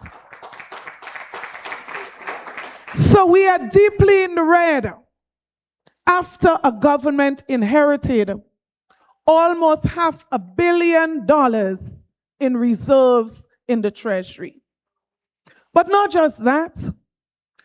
Brothers and sisters, you may not know, but our current administration would have sold over 11,000 passports and generated, they boasted, $1 billion in revenue from passport sales. On top of that, you may not know either that when the NNP was in office, we took out an insurance policy for the country against disaster. And because of this, 14 days after Hurricane Beryl, the NDC administration received $118 million in addition to all the millions that I referred to. Why are we in the red? And all of these figures that I just referenced, I did not reference a cent from the collection of revenues locally, not 1 cent. Question is, why are we in the red? So that is why I say to you this evening, our government has no excuse why after 4 years, not one new single major project has been started in Grenada. 4 years. There is no reason, brothers and sisters, why so many contractors going on 2 years in some cases cannot be paid. There is no reason, after all that I've shared with you, why we can understand doctors in some cases, our young doctors, 6 months not being paid a salary. Brothers and sisters, with these monies that our government has been handling, it is difficult to understand why in some schools, our school feeding program cannot provide healthy meals consistently for our children. Brothers and sisters, it is even more difficult to understand why when you visit a medical center with that much monies available to government, why basic medication, sometimes even gauze, cannot be available for those who visit. Brothers and sisters, it's difficult to understand.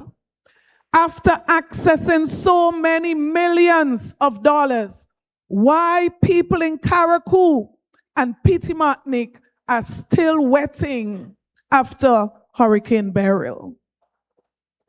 Brothers and sisters, we find it difficult to understand why no serious measure has been taken by our government to help reduce the burdens of the rising cost of living.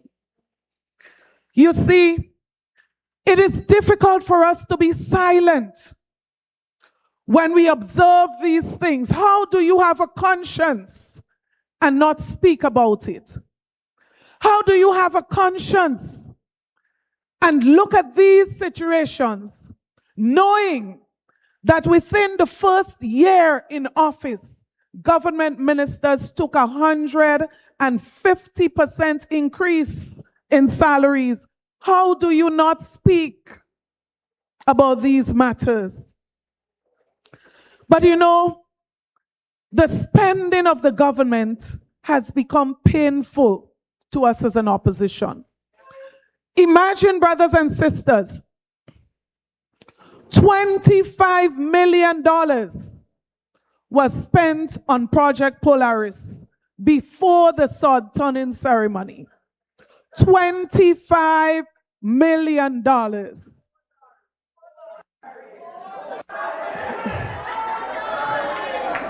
I can only agree with you, Polaris. Brothers and sisters, it is painful to shut up when the government spends $17 million to build 17 two-bedroom units. $17 million for 17 units. How can you stay quiet? How could you not yap about things like that? But you know, brothers and sisters, they would not tell you these things. So they will not come here to tell you that they spent over $1 million on food and drinks only for their 50th anniversary celebration of independence. They will not tell you that over $1 million was spent only on decorations.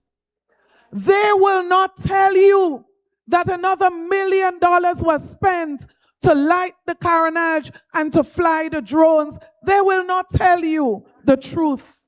That is why we are here, because you need to understand why we believe there is a change, a need for change in Grenada. Brothers and sisters, they will not tell you that a part of the 50th anniversary of independence, the Prime Minister hosted some guests from Africa, and it cost taxpayers almost $300,000.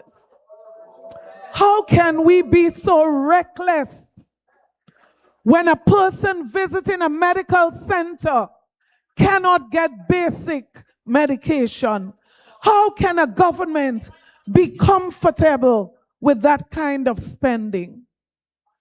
How can the Prime Minister be comfortable using $20,000 of taxpayers' monies every month to pay to rent a house when the Prime Minister's residence is empty? How can we stay silent? How can we stay quiet?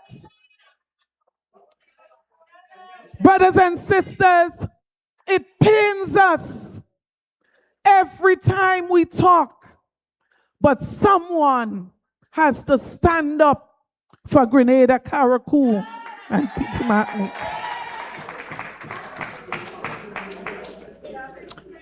All of these, brothers and sisters, does not include the millions that are spent every year for the frequent traveling around the world, every part of the world, with a huge entourage. Imagine you have to carry your secretary, you have to carry your chief of staff, you have to carry your cameraman, and the list goes on and on at the expense of taxpayers. How could we not tell you what is happening with your monies? Many of you right here, you pay taxes at home, and it is my duty as leader of the opposition, as leader of our party, to tell you what's happening with your tax monies. Brothers and sisters, how could we stay quiet when a situation like this exists and the government decides to buy 15 brand new vehicles for members of parliament? How can we stay quiet? One of the vehicles already write off. And right now, the parliament is questioning the use of these vehicles by some members of parliament because of where those vehicles are seen and what they're being used for. How can we stay quiet?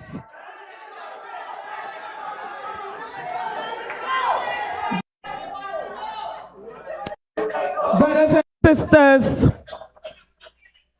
it is our duty to hold our government accountable. So I'm convinced, there is no doubt, that there's a problem of mismanagement in Grenada. Mismanagement of the people's resources. But not just mismanagement, there's a serious problem of lack of love for people. Because if you love people, if you care about people, you would cut these reckless spending to do more for the people of the country.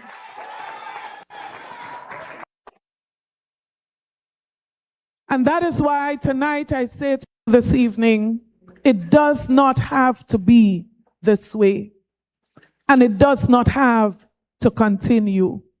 The NNP team is ready to change this situation and to do better for the people of Grenada, Carriacou, and Petit-Martinique. And that is why we are here.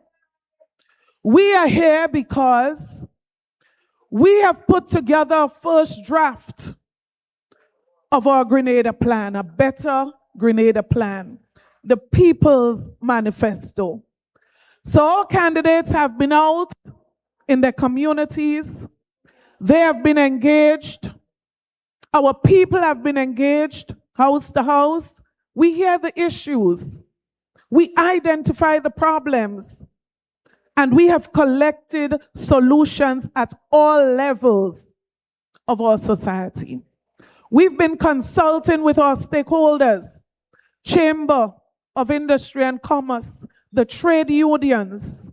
We have been consulting with civil society and various organizations. Because I'll tell you what, when we present our manifesto, it must be a manifesto of the people, for the people of Grenada, Carriacou, and Petit-Martinique. And so we are now into the second round, and we are going to be very happy to hear from you this afternoon. This is our commitment to you initially. Brothers and sisters, we are ready. We are committed to recovering the economy, putting monies back in the pockets of our people. We are committed to shutting down reckless borrowing, reckless spending, and runaway deficits. We are committed to rebuilding our reserve. As our grandmothers would tell us, put away something for rainy days. We are prepared to do it again. We are prepared to invest in agriculture, tourism, manufacturing, so that the growth reaches the ordinary man and woman on the ground. We see the increase in gambling. Brothers and sisters, we see the increase in abuse of alcohol. We see the increase in gun violence among our young people. We see the increase in suicide. What more do we need to see to know that we are going down the wrong road? And that is why we are standing by and we are ready to expand our youth programs. We are ready, brothers and sisters, to engage in far more community programs involving our stakeholders, providing greater opportunities for our young people for participation, employment, and empowerment of our youth. We will focus on more programs that are centered on supporting families financially, but are programs that are prepared to strengthen our family structure. There's a problem, and we are ready to respond. Brothers and sisters, we want to reset the button of education reform, and we want to make sure that there's a priority on community development. Under the Better Grenada plan, the focus will not just be on better for everybody. I cannot understand up till this day how we can have a prime minister on a national platform speaking about them, meaning NNP, and us, meaning NDC. I say to you, when we assume office, there will be no them and us. There will be Grenadians Caricunians and Pitimacnicans. Grenadians, Caricunians, and Pitimacnicans. That is what it is after elections are over. We want to serve our people. Brothers and sisters, fellow Grenadians, Grenada deserves leadership, honest leadership, leadership that is prepared to name the problem and competent enough to fix the problem.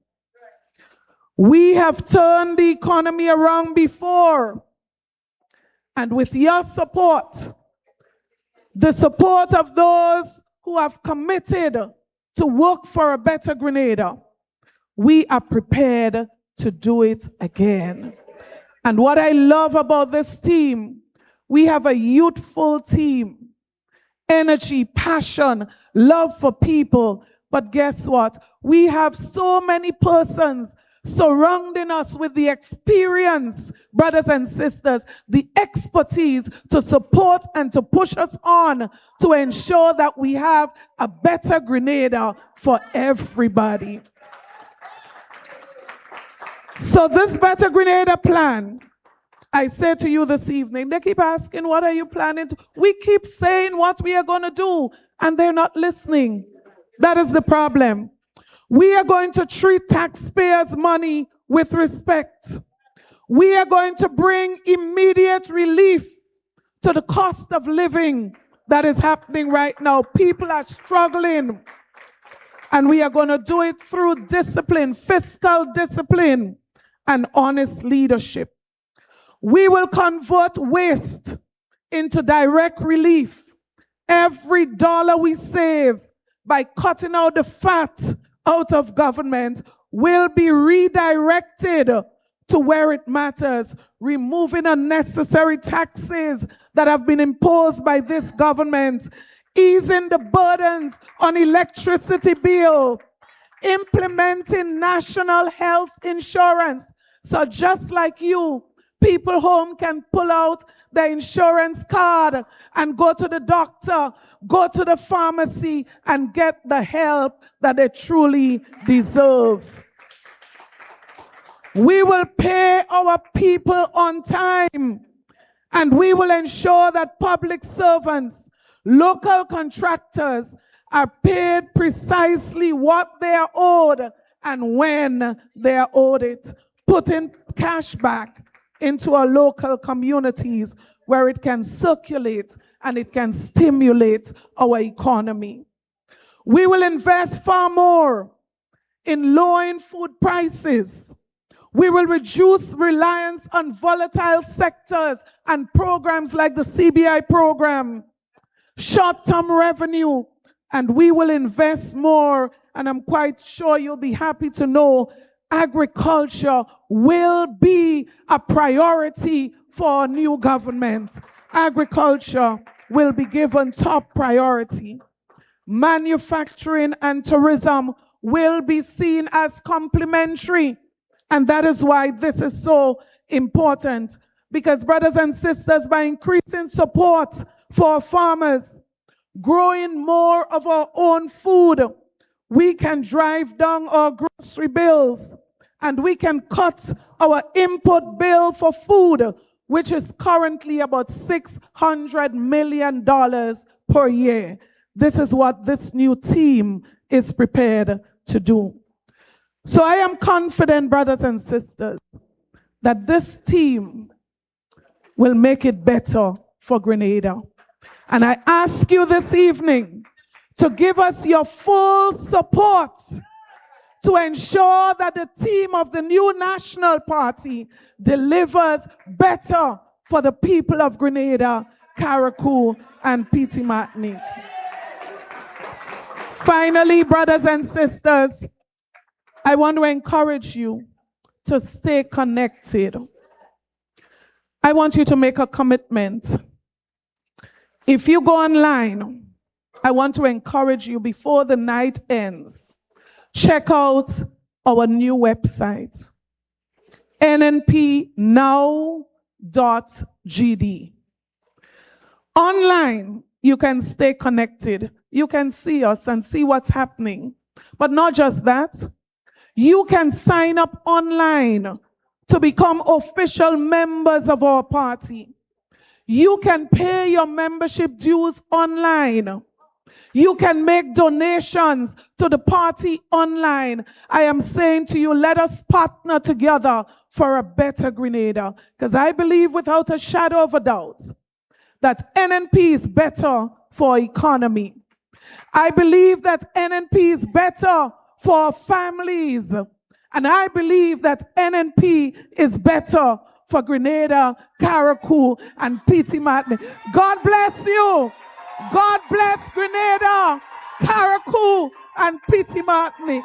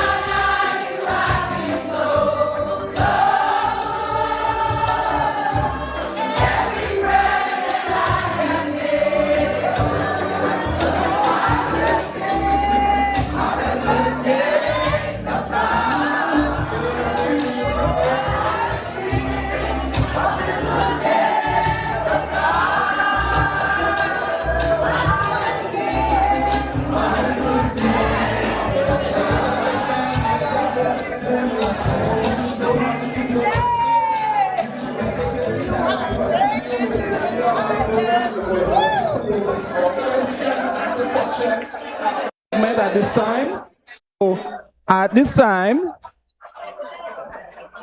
I would like for you to take your seat, ladies and gentlemen. I know it's all the momentum and the good energies flowing. Love in the house. Love in the house. Okay.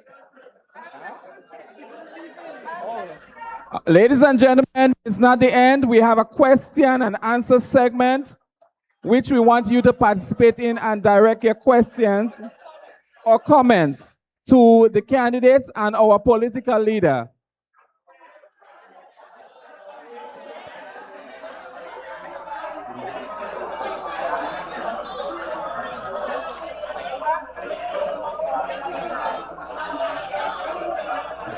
Okay, ladies and gentlemen. Okay, let's quiet down a bit, please. Those of you at the back, you can come back to your seats so we can continue. We can ask a question. Okay, we're gonna have a first question.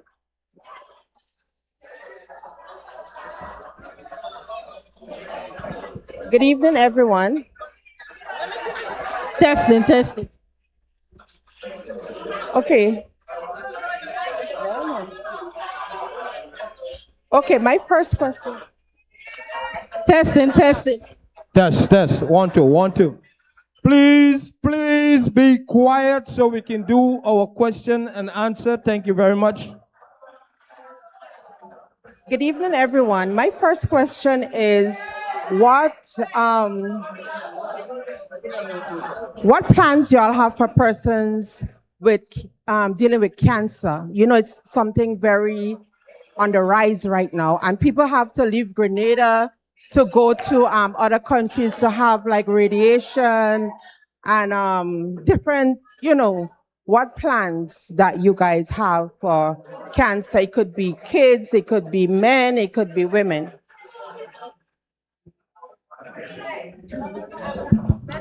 Okay, everybody heard the question? All right, so could we all be back together again? I know you're excited and I know you're ready to build a better Grenada. All right, so the question asks, what is the plan for persons who need treatment as it relates to cancer? And that brings me to the vision of the new National Party for Healthcare.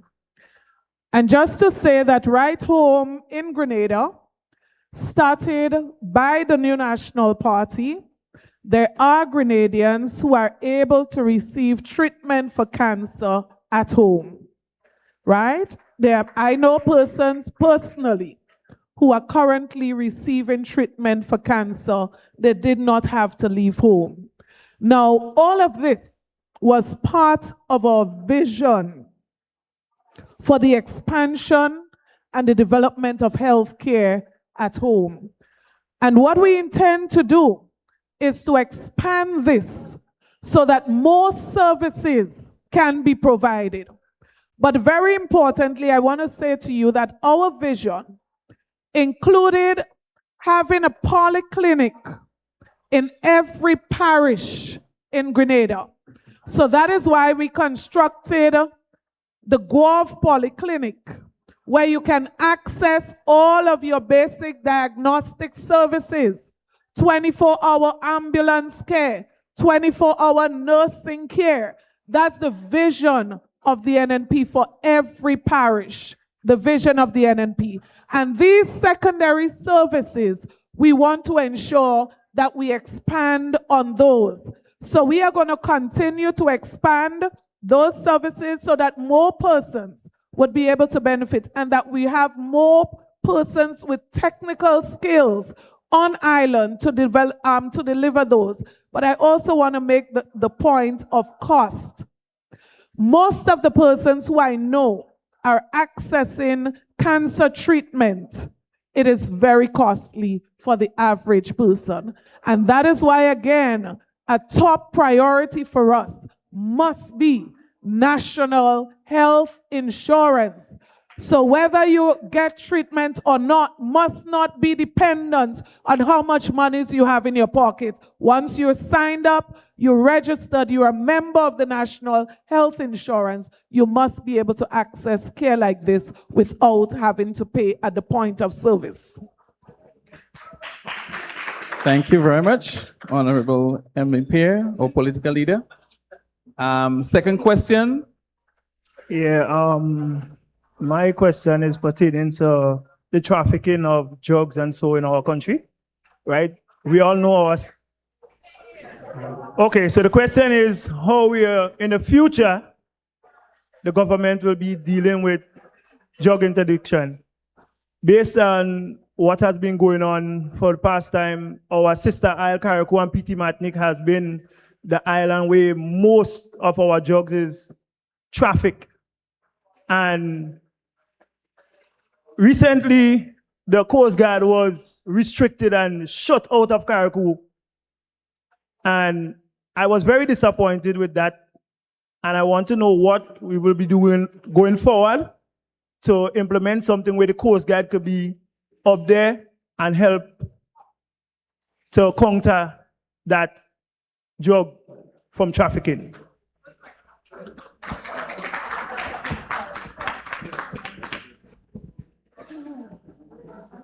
Yeah, thank you very much for your question.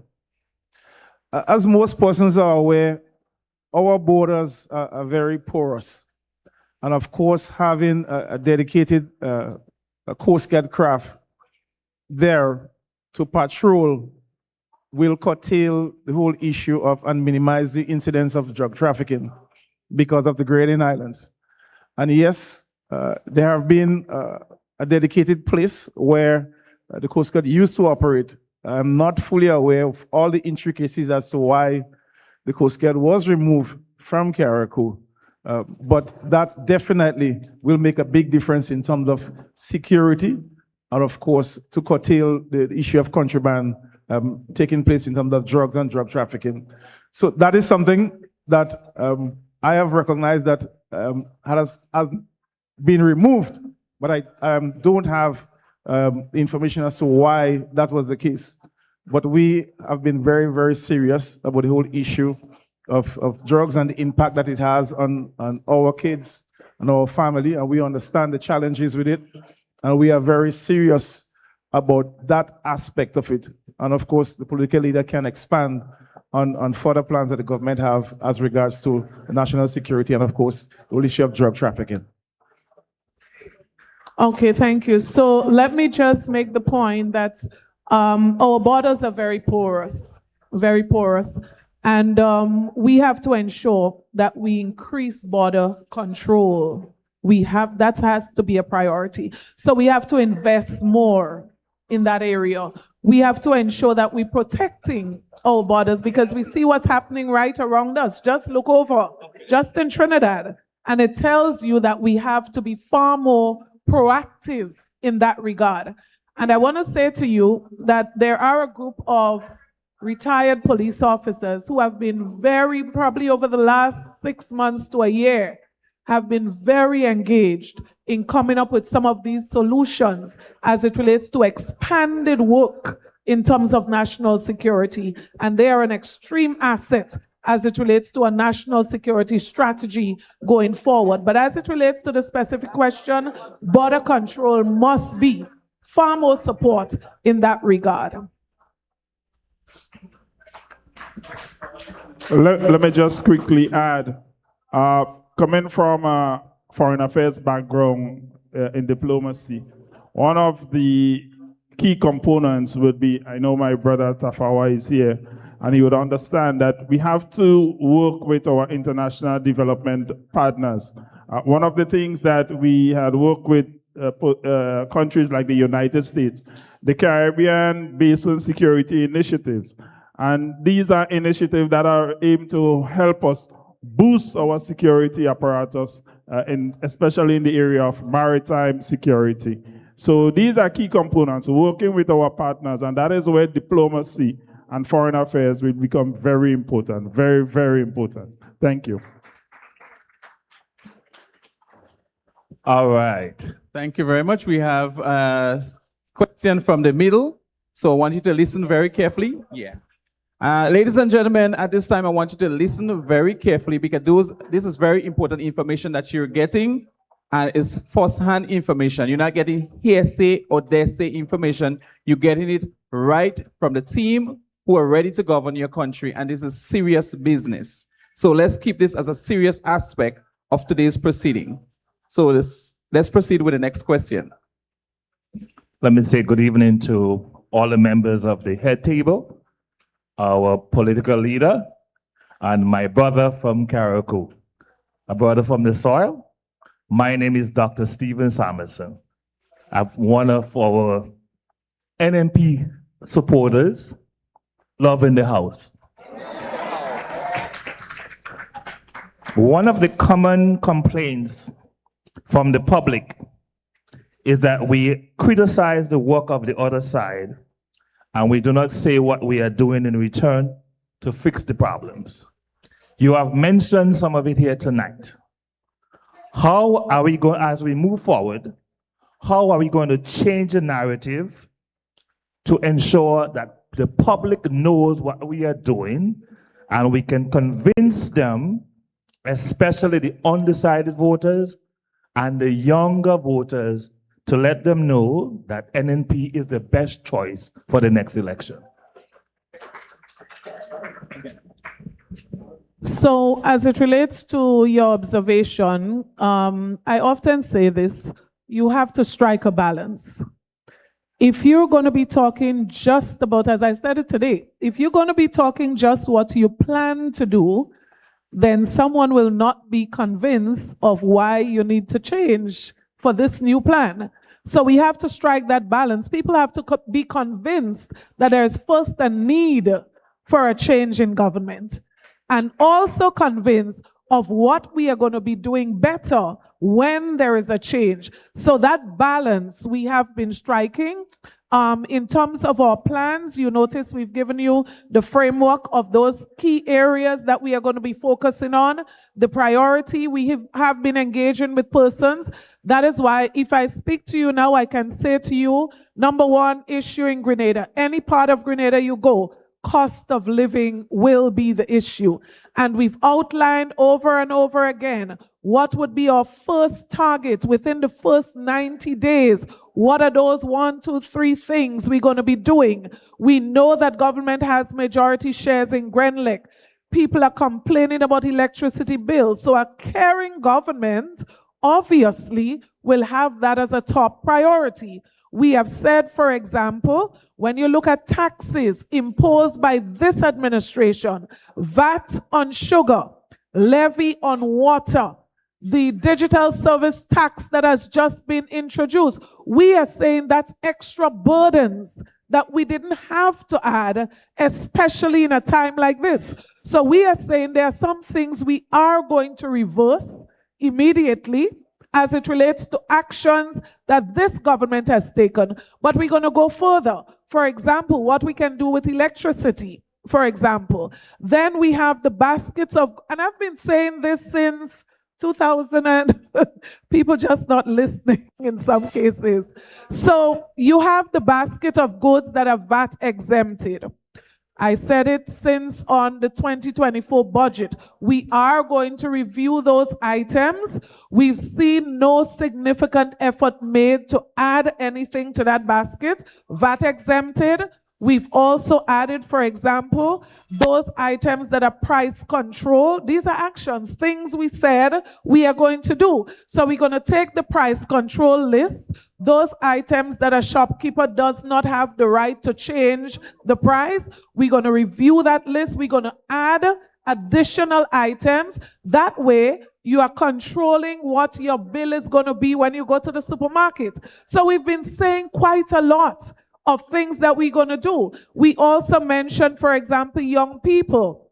We talked about the rent to own of the homes. Even in the last campaign, we were speaking about things like housing for young people, special allocation of finances so that young people can access a first-time home, for example. We've been outlining a lot of those. But what I'll say to you is I totally agree with you that we must strike that balance and we need to continue. Repetition is important. And if you learn anything from Brother Trump, you would have learned repetition is important. So we will repeat. I just want to quickly add, politically, while you raise those plans, I think it is also very important for us to understand and remember The new National Party have a resume of getting things done. We have a record that we can be proud of. And of course, we are going to continue to keep rolling out those plans as time goes by. But we also need your voice to share those plans. When we share them with you, we expect you to help us to share them with your brothers, your friends, your sisters, and other family members. So thank you very much for that question, and I really appreciate that. My good brother, the doctor, I will ask one question. What really has this government done to move this country forward? And I will answer, absolutely nothing. What they have done, they came into office on a set of promises and have not delivered. Everything that you see them doing is work that the NNP had in the pipeline. They are just acting on the work of the NNP. Exactly. And the only thing that I see that they did recently is this design bill finance. Folks, that is a tsunami of cost for the Grenadian people that's coming. We do not know what is behind that. There will be so much taxes, right? This thing is bringing our economy right down to the ground. And I challenge you. I challenge each and every one of you. I have a business. Contact any business you know in Grenada right now today, and they will tell you that things are very, very bad. The government is trying to hide it. They're trying to sweep it under the carpet with a big social media campaign. But things are not bright in Grenada. So, as Brother Cox has said, the NNP, we've done it before. We've rescued this country before. And we prepared with this young, bright, and exciting team to rescue this country again. Clock it. Clock it. Clock it. Clock it. Just one thing I want to also encourage you, apart from listening, I want you to have a question in mind. Analyze things. When things are told to you, ask questions.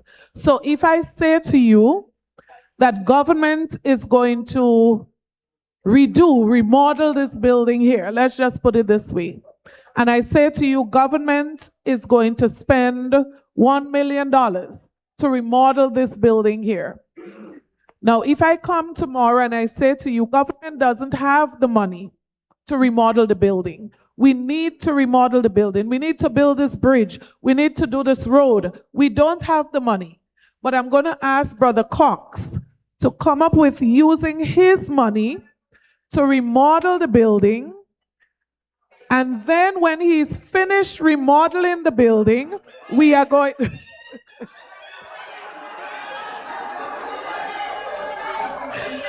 So what I want you to do at that point, is to ask yourself, what is in it for Brother Cox? Meaning, how much will it now cost us for Brother Cox to use his money to remodel the building? And the reality is, in some of these contracts, you don't hear a word about the cost. But guess what? In some cases, it might be costing you 5 times more. Brothers and sisters, let us ask ourselves some questions sometimes when things are not told.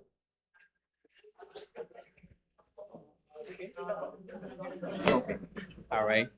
Thank you very much. Very important question. Anyone else in the audience would like to ask a question? Mr. Toussaint is going to bring the mic for you. My question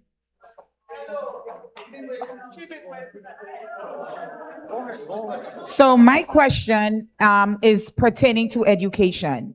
And you mentioned earlier about education reform, which is something that I am very passionate about. Let me come a little closer. I am an early childhood educator, and I follow the Ministry of Education website a lot. And a lot of the times, I feel like I keep my foot on their necks because I'm just appalled, I'm disgusted, I'm angry by a lot of the things that I'm seeing. One of the things that has been bothering me, and I have been reaching out to a lot of people who are teachers asking pertinent questions because I like to do my research before I come at people. And one of the things that had me troubled was the data that they released as it pertains to the common entrance exams. And it was a 10-year statistic, so that also falls under the umbrella of the New National Party. And I was very disappointed because we have students exiting primary school performing at a C and a D level going into secondary school. What are we doing? I was looking at my phone for an email that I had sent to the Chief Education Officer in 2024, December 11th, 2024, on a paper that I was doing as it pertains to finding out the goals of the early childhood education department within the Ministry of Education. What were their goals? What was the aim of the department? What is the organizational chart? Where can I find information as it pertains to what it is that we're doing, the aim in moving children forward? Because my specialization is infants and toddlers.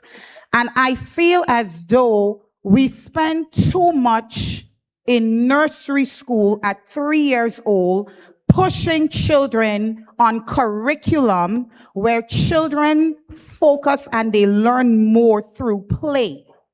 And then we don't enhance their developmental skills, learning to share, learning to resolve conflicts amongst themselves. And then we wonder why they're in secondary school and they're pulling cutlasses the minute time they have a conflict, because we never taught them how to resolve things amongst themselves at 3.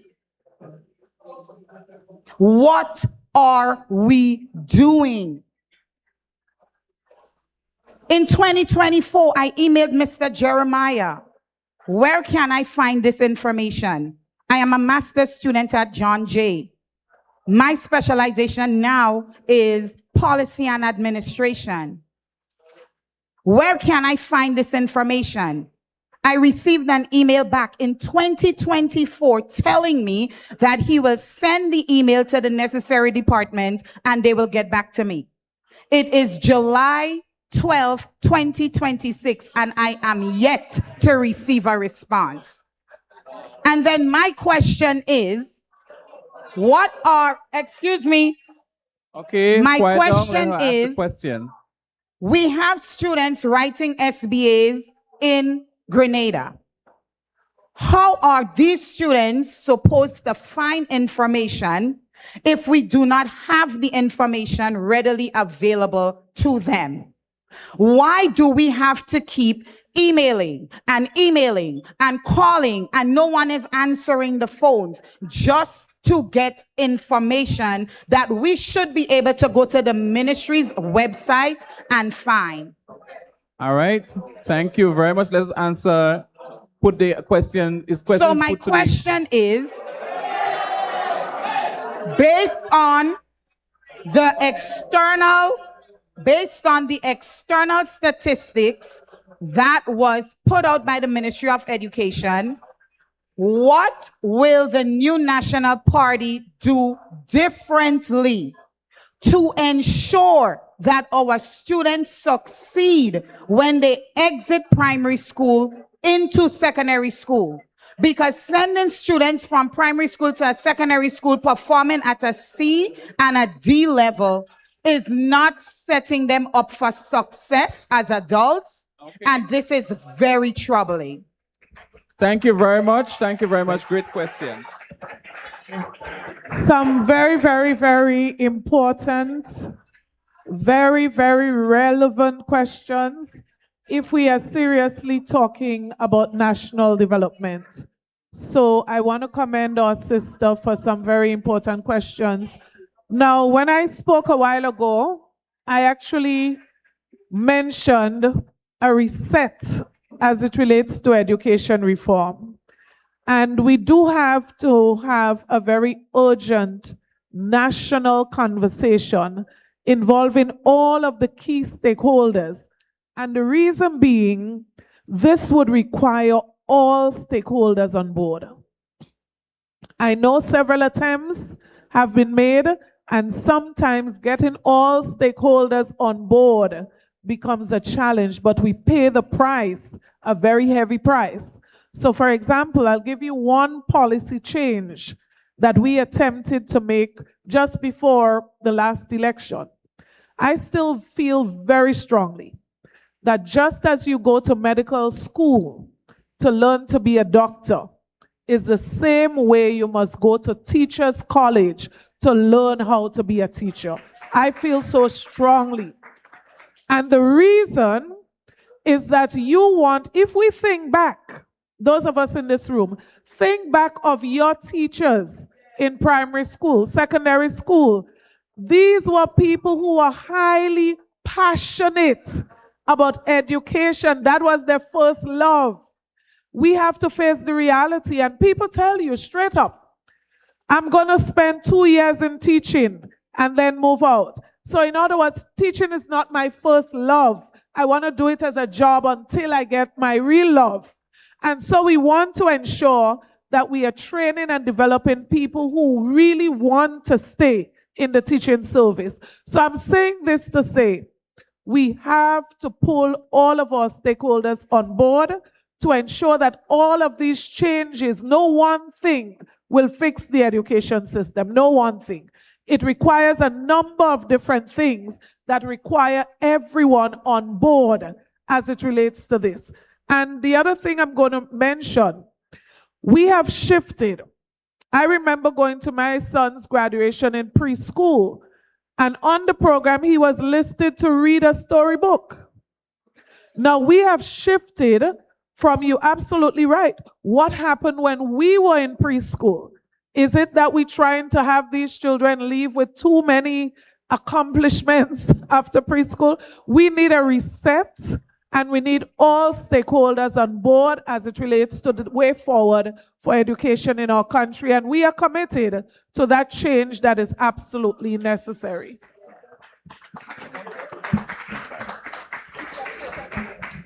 Thank you very much. The young lady made a very important point about access to universal secondary education. And while we believe that every child deserves an equal opportunity and a right to education, we believe that it has to be done when they're at that level. And that is the problem we are experiencing right now, the up and out system. This system was reverted before, but somehow there seems to be a fixation on it. We cannot send our children to secondary school if they are not that level. We have to ensure that they are prepared to get to that level. Furthermore, we have to, as we speak about curriculum reform, not all our students are able to survive on academia. We know that we have students that are very skilled and gifted with their hands. So it is time for us to reform our education system to cater to the needs of all students.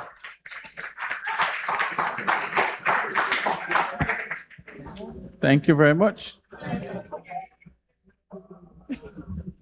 Good evening to everyone. I have a very important question because, as you said, when you left government, you left $500 million excess, right? And after the hurricane, we received enough money, I would say. I wanted to know if when you get in power, Are you going to appoint a public service commission to get to the bottom of what happened to our money?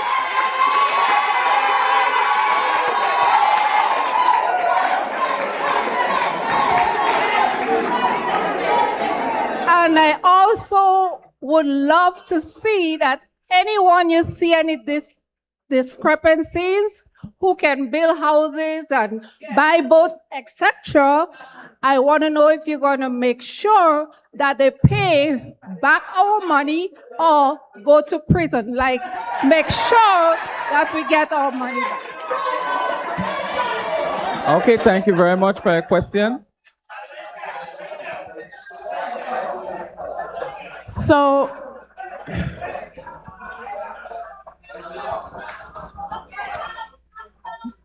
okay. So let me say this, that the way the system is set up, it caters for accountability at various levels, right? Number one, a member of parliament should be able to ask any question of the government on any project, and that government is supposed to respond in parliament, providing the information. Now, this administration, and that's what I'm saying, the system allows for accountability. And it should not be a situation where a government has to wait for another government to come into office to look at what has happened. Now, in some instances, the opposition has asked questions of this government. I am certain that there are probably questions from years ago that has not been answered yet. That's number one. Number two, there is also in our system the Public Accounts Committee.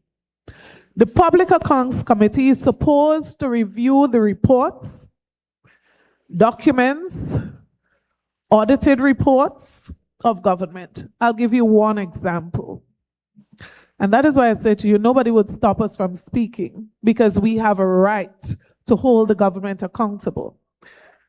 When we looked at the expenses for the 50th anniversary of independence, we wrote to the Ministry of Finance asking for some additional information to be provided within 14 days.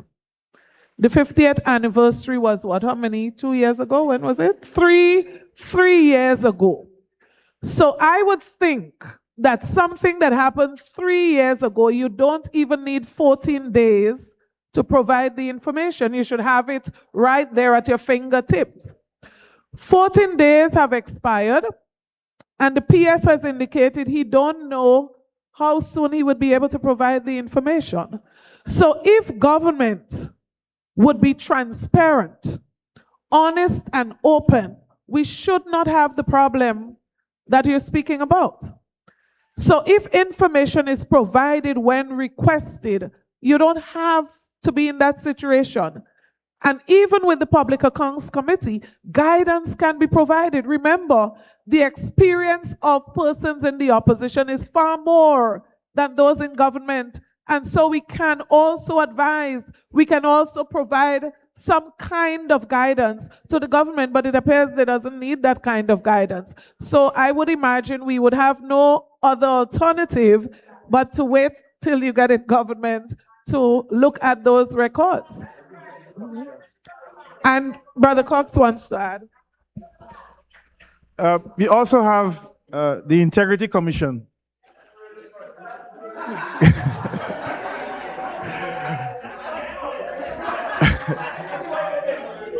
You also have the Integrity Commission that is responsible for financial oversight and activities of all members of parliament and senior government officials.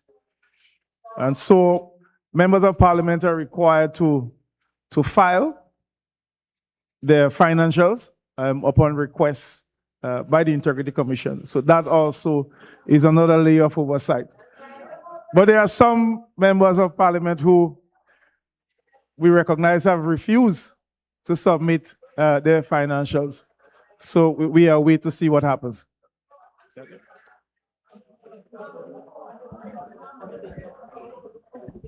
Thank you, Mr. Cox and Honorable Pierre. Let's entertain the next question. Good evening to the head table.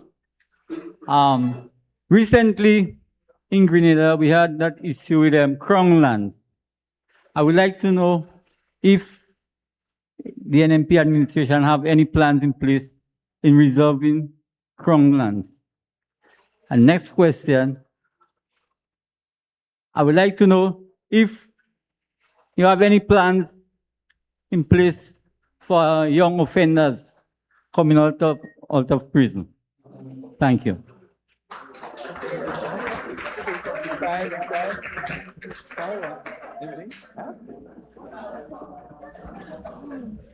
Could we have a little more clarity on the question on the Crown lands? You said recently. I'm not sure if you want to be specific what you were referring to recently. Yeah, well, especially, I mean, in Grenada, Guanquay especially. But we have other Crown lands, right? And you know, to get land now is very hard. So if you come from the diaspora and you want to go to build a house, if we could get any access to Crown lands, in a matter of fact. Thank you very much for your question. So on the issue of the Crown land matter and the squatting and the destruction of persons' property that recently took place in the Grenada area. Now that matter is a long-standing issue. And one of the things that surround that matter is that there has been an evident dispute whether or not some of the lands are private property as against Crown lands. So I do have some knowledge of what transpired. They had several meetings with persons within the Grenada area, Guanca in particular, regarding those lots. Some persons have been occupying some of those lots for more than 20 years. And some persons already have permanent structures on those lots. There was a significant query by a private owner indicating that some of the areas where persons occupied was belonging to them private owners, and persons were pushing back, claiming that it was government. So there was some work to be done in terms of ascertaining what the real tenure of those lands were. And once that was done, thereafter, a decision would have to be taken to have those lands regularized and to communicate the proper information as to what really transpired. Now, what had happened is a situation where government took a decision to demolish those properties for some persons, indicating that they had wrongly occupied those lands, meaning that they were squatting. I think there has been a better opportunity to do it differently, especially for persons who have been occupying it for some time. Government do have the power to acquire, even if it's private property, to acquire for a public good. And so they decided against that and choose to demolish. I'm not certain if persons were relocated or given an opportunity to get a home somewhere else, but that also is something that could have been done. So that is what I know about that particular issue, but it's a long-standing issue, a very long-standing issue that has been there for some time. Any other question? I think you had a question about availability for Crown land. Crown lands are done through applications are done through the Ministry of Agriculture, the Lands Division. For whatever purpose, some persons want land for agricultural purposes, you make a request through the Ministry of Agriculture. If it's for residential purposes, you also make a request. The division will direct you accordingly where they have lands available for such purposes, and then the process would follow. I think there is a committee that will look at all applications and approve those applications, and you will be made available, or you'll be notified whether or not you have been qualified to receive such land. So yes, there are opportunities for residents to have access to purchase Crown lands. So that is what I know. I'll just add quickly 2 things on Crown lands. One, government lands are very limited. Sometimes people think any idle land that you see belongs to government. Very limited. And that is why government, before our administration, started the development of a land bank. And the whole idea was to identify all government lands, put it into one system where you can manage it so you know what is where and for what purposes, what is strictly for agricultural purposes, what can be used for housing, etc., etc. And it's a pity that that project has not been advanced, because I think it's so important. Government needs to know, where do you have lands and how do you manage it, right? We have to ensure that we do things properly, particularly that it's limited. So that's one thing I'll add, Jerry, to that. And just on the Guang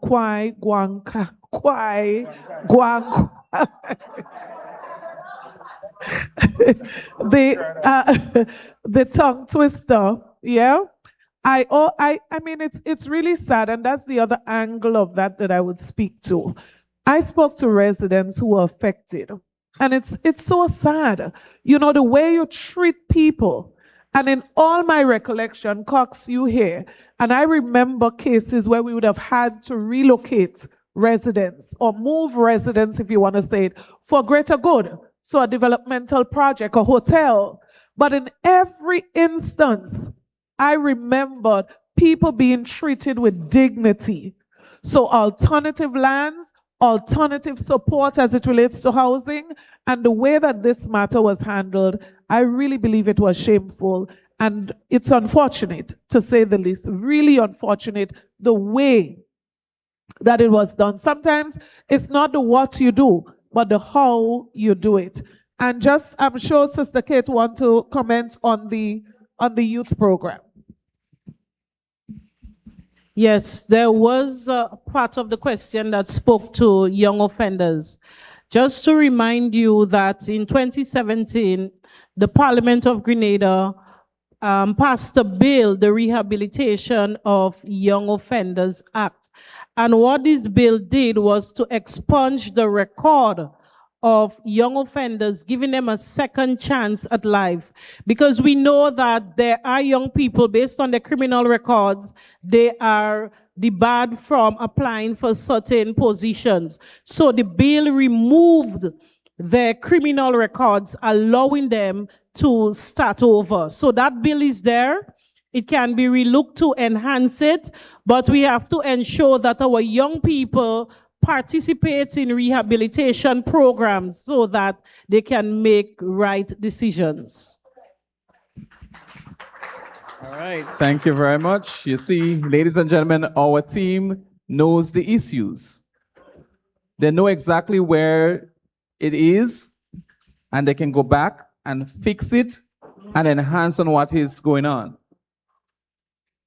I think it's important on the young offenders that we are not going to start something new. I want to say to you, NNP has a legacy of support for young offenders. Right now, I cannot even have enough fingers to think of young men that I know personally who have benefited from a young offenders program under the NNP. So I can think of barbers who are functioning. I can think of farmers. I can think of people in their small businesses. And these programs, as Sister Kate said, all we have to do now is to expand these programs to ensure that the support is even more significant so that people can play a greater role in terms of their personal development and ensure that they can come back and make a valuable contribution to their society. So I don't want us to leave thinking that it's something new that we are going to be starting. We've done it before,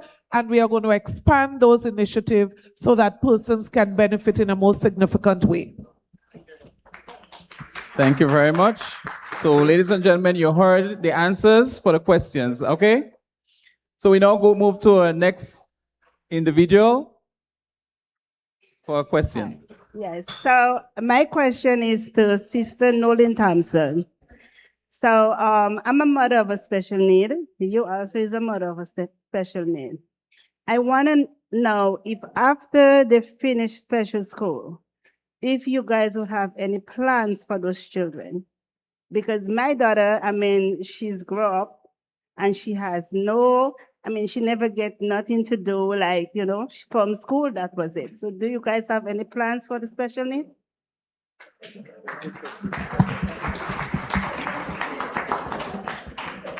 So I lived in Canada for many years, and my son was born in Canada. And when he was 8 years old, we moved to Grenada. And it was very challenging for me as a mother with a child on the spectrum, being able to have so many resources available to me in Canada and getting to Grenada and not having any resource at all. And I say at all because they do have a school for children that has many different functions, some sort of developmental delays. So it's a one hat fit all situation. They do not have independent education plans for the children. So it was extremely difficult. And trying to find my way, navigate my way through the system was extremely difficult for me. I met with someone here in the US who has a PhD in ABA services. And we went through so many plans together, what we can do, how we can do it, to create ways for ABA and IBI services, and we couldn't get it. I went to so many ministers. I don't want to call their names, but I went to different ministers. They told me, I even had one minister who told me that her grandchild was on the spectrum as well. Everyone told me that they knew it was a need, but there was nothing that they can do. They had nothing budgeted for those children. And I think that was one of the driving reasons for me to be here now, because I'm so passionate about it that I believe that the only change that can happen is by me being inside and not outside. And one of the things my team knows, including my political leader, everyone knows how passionate I am about that. And I will fight for it every single day. Once we are in government, it will be a priority.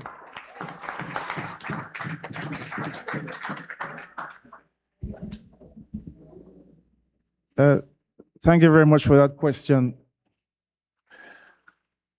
I myself have had interactions, family members who are challenged with special needs. I mean, I didn't say it here this evening in my address, but that is one of the plans for Kiarako and Pretty Matnik that is top on the agenda in terms of having a dedicated school and a program for kids with special needs. We have been communicating that with our community meetings, village meetings. It is something that we believe that the diaspora can help if there are areas in which persons can interact through digitally or maybe interface through digital media, or if persons cannot come physically but can have certain training being done to help us establish this facility. Yeah. So I'm very, very encouraged by this. I'm very passionate about this because I don't know how these parents make it. I don't know how they make it because there are some parents who cannot leave home. They cannot hold a job because they have to be there every single minute with this child. And it is difficult. Just imagine, as a parent, you have kids who are pretty, what we consider to be normal, and it's still a problem. So just imagine that you have kids who display different tendencies, different characteristics. Like, for example, there was one day a child who was challenged was at my home. And I think we just turned our heads just for like a couple seconds.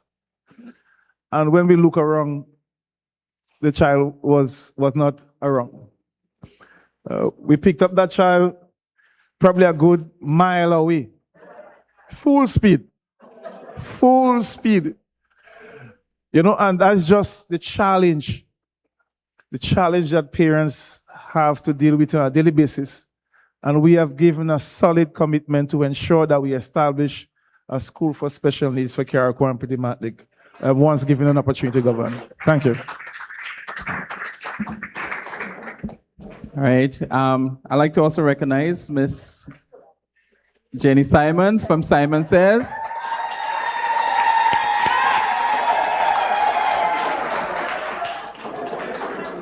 Good evening. I am not satisfied with the answer we got for the Commission of Inquiry that we will need.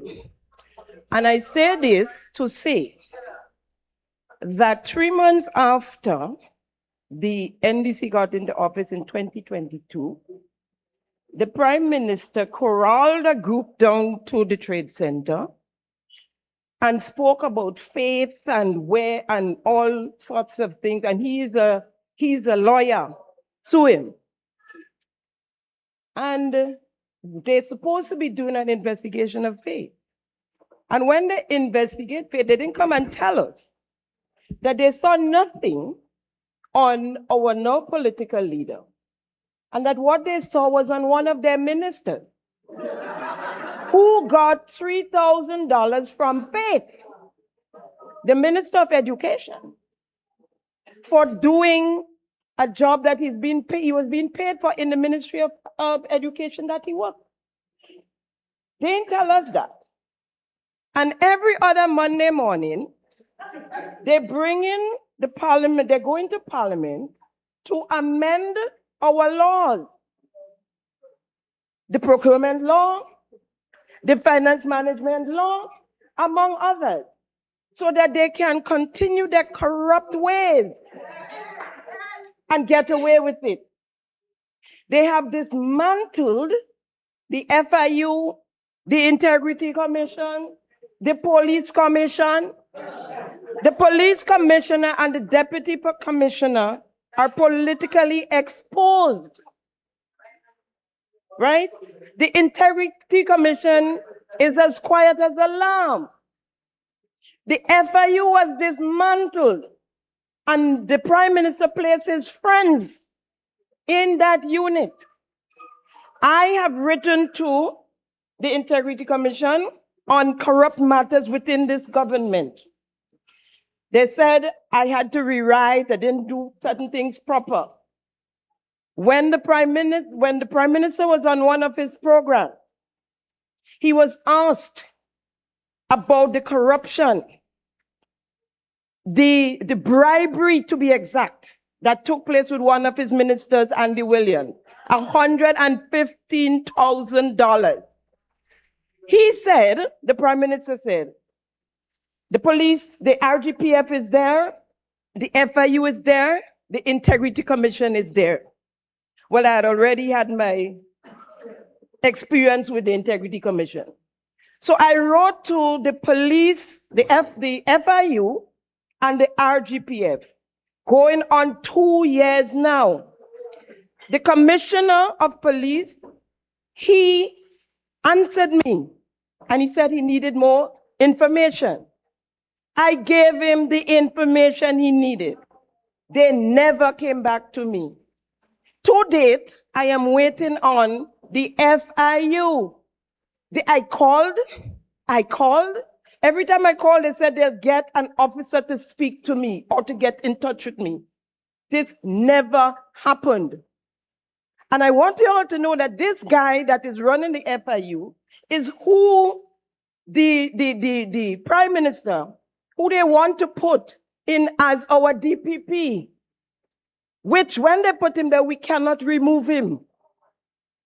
You understand, the last DPP that just retired was there for 30-something years. So if we allow this administration to put in their own DPP, proper smoky pipe. So I want to see that we need, when the NNP get into office, we need a commission of inquiry. At the when the NDC got into office, Minister Tevin Andrew and Minister Ron Redhead on a radio station in Carriacou said some people are going to go to jail. The thing boomerang on them, they ain't even know yet. Because they are the ones going to jail. We have to.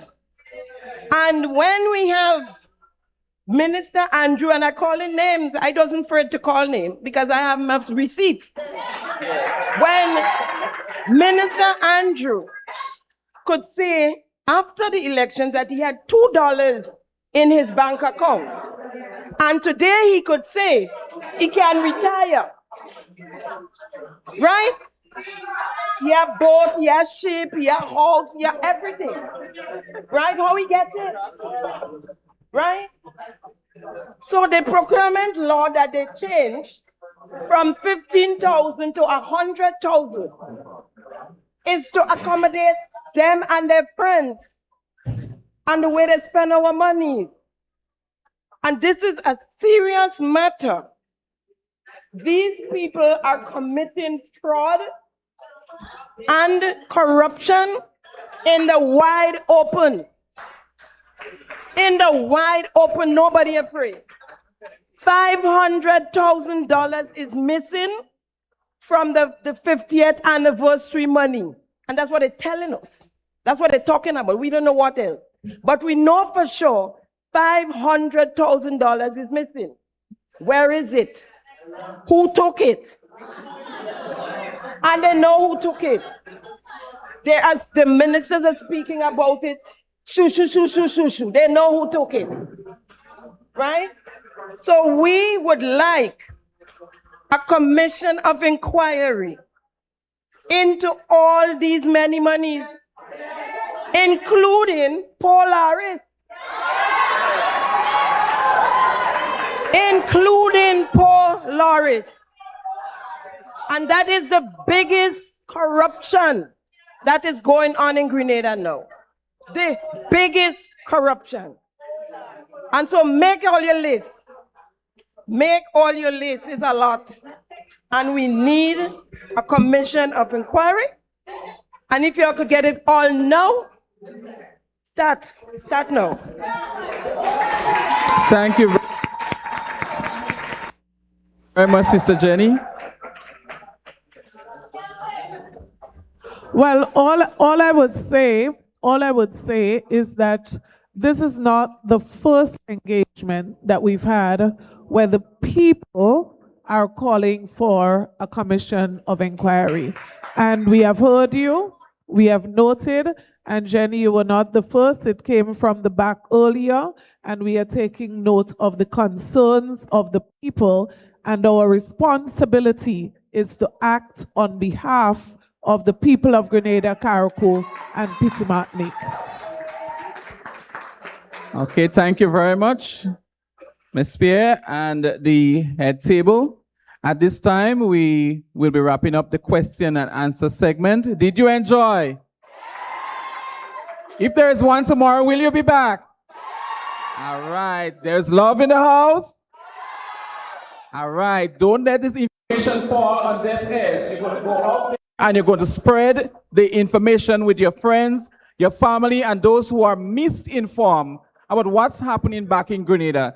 You're not going to just take a flight and go back to Grenada for a week or 2 weeks and just feel, well, you know, it's all good. What they show you is all gloomy. It's all, you know, golden. So whatever was started, it was started under the new national party, and we know that. We know the facts, and let's continue to push the facts. Okay? Love in the house? All right. Before we go forward, I want to also announce that the first annual summer breakfast, the NNP Carriacou and Petit-Martinique chapter present the first annual summer breakfast on August 22nd, 2026 at 10 a.m. So put that in your calendar, mark it there, and be ready to support. That will be held at 302 East 91st Street, and that's on between Lenox and Claxon. That's the basement where DJ Gemini is based. Okay, you get good music, good food, support the new National Party, Carriacou and Petit Martinique chapter. At this time, I call on Mr. Colin Toussaint to move a vote of thanks on the behalf of the New York chapter for everyone attending.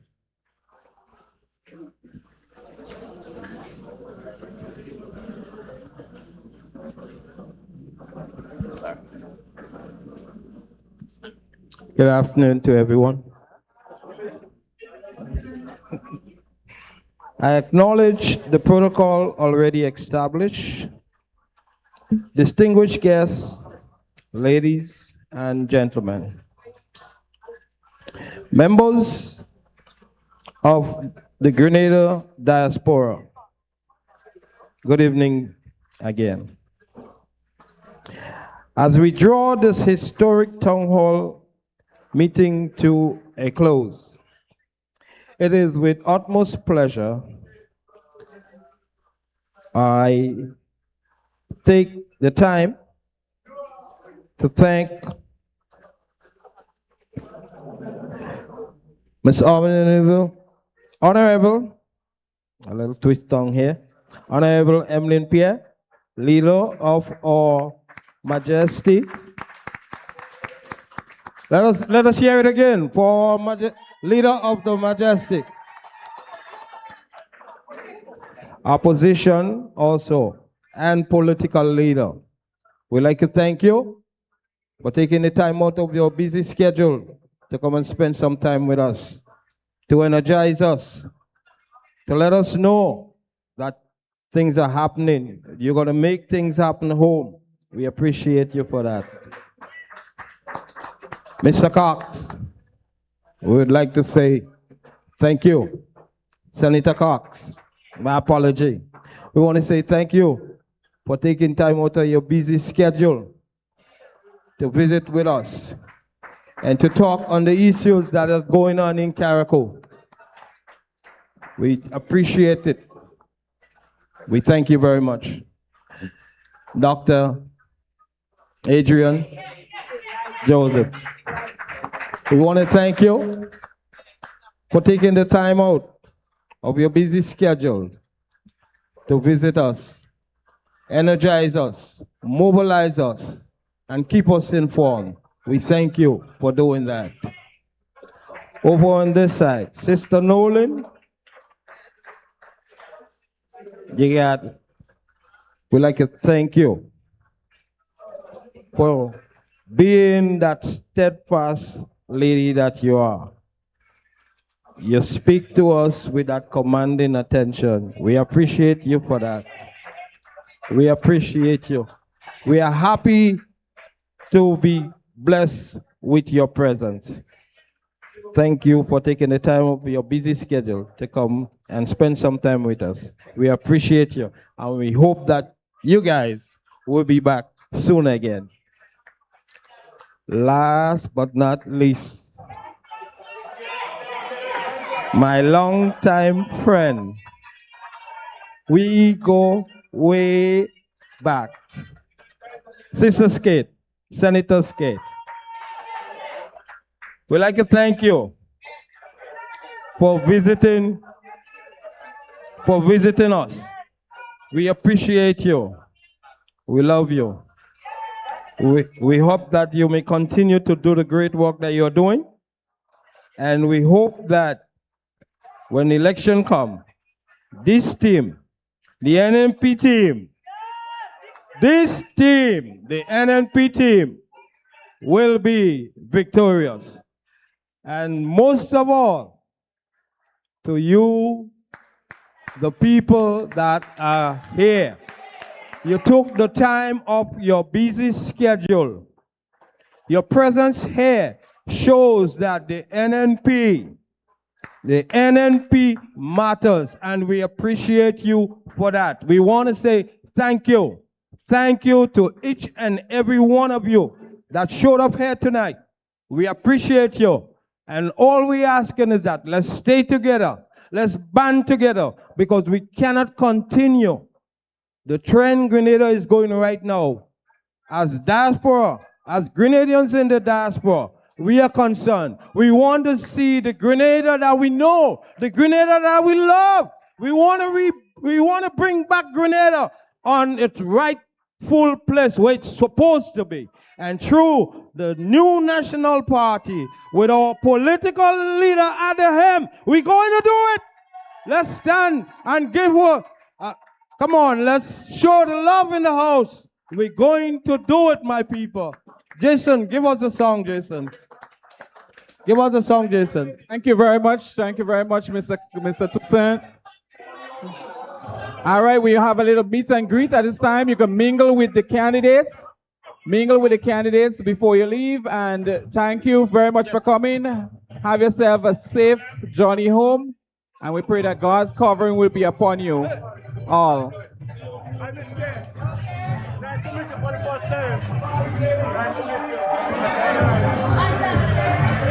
like to talk to me more. You mean by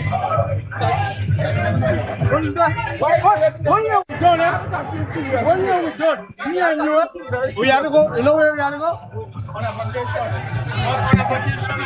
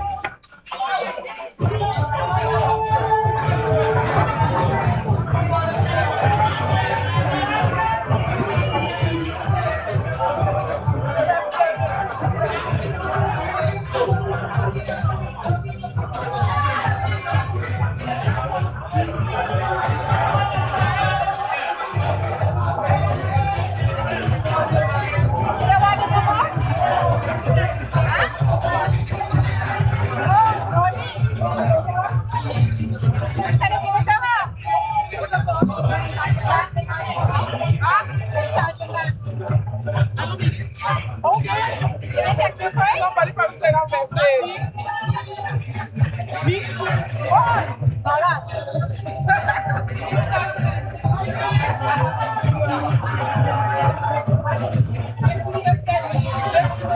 Hello?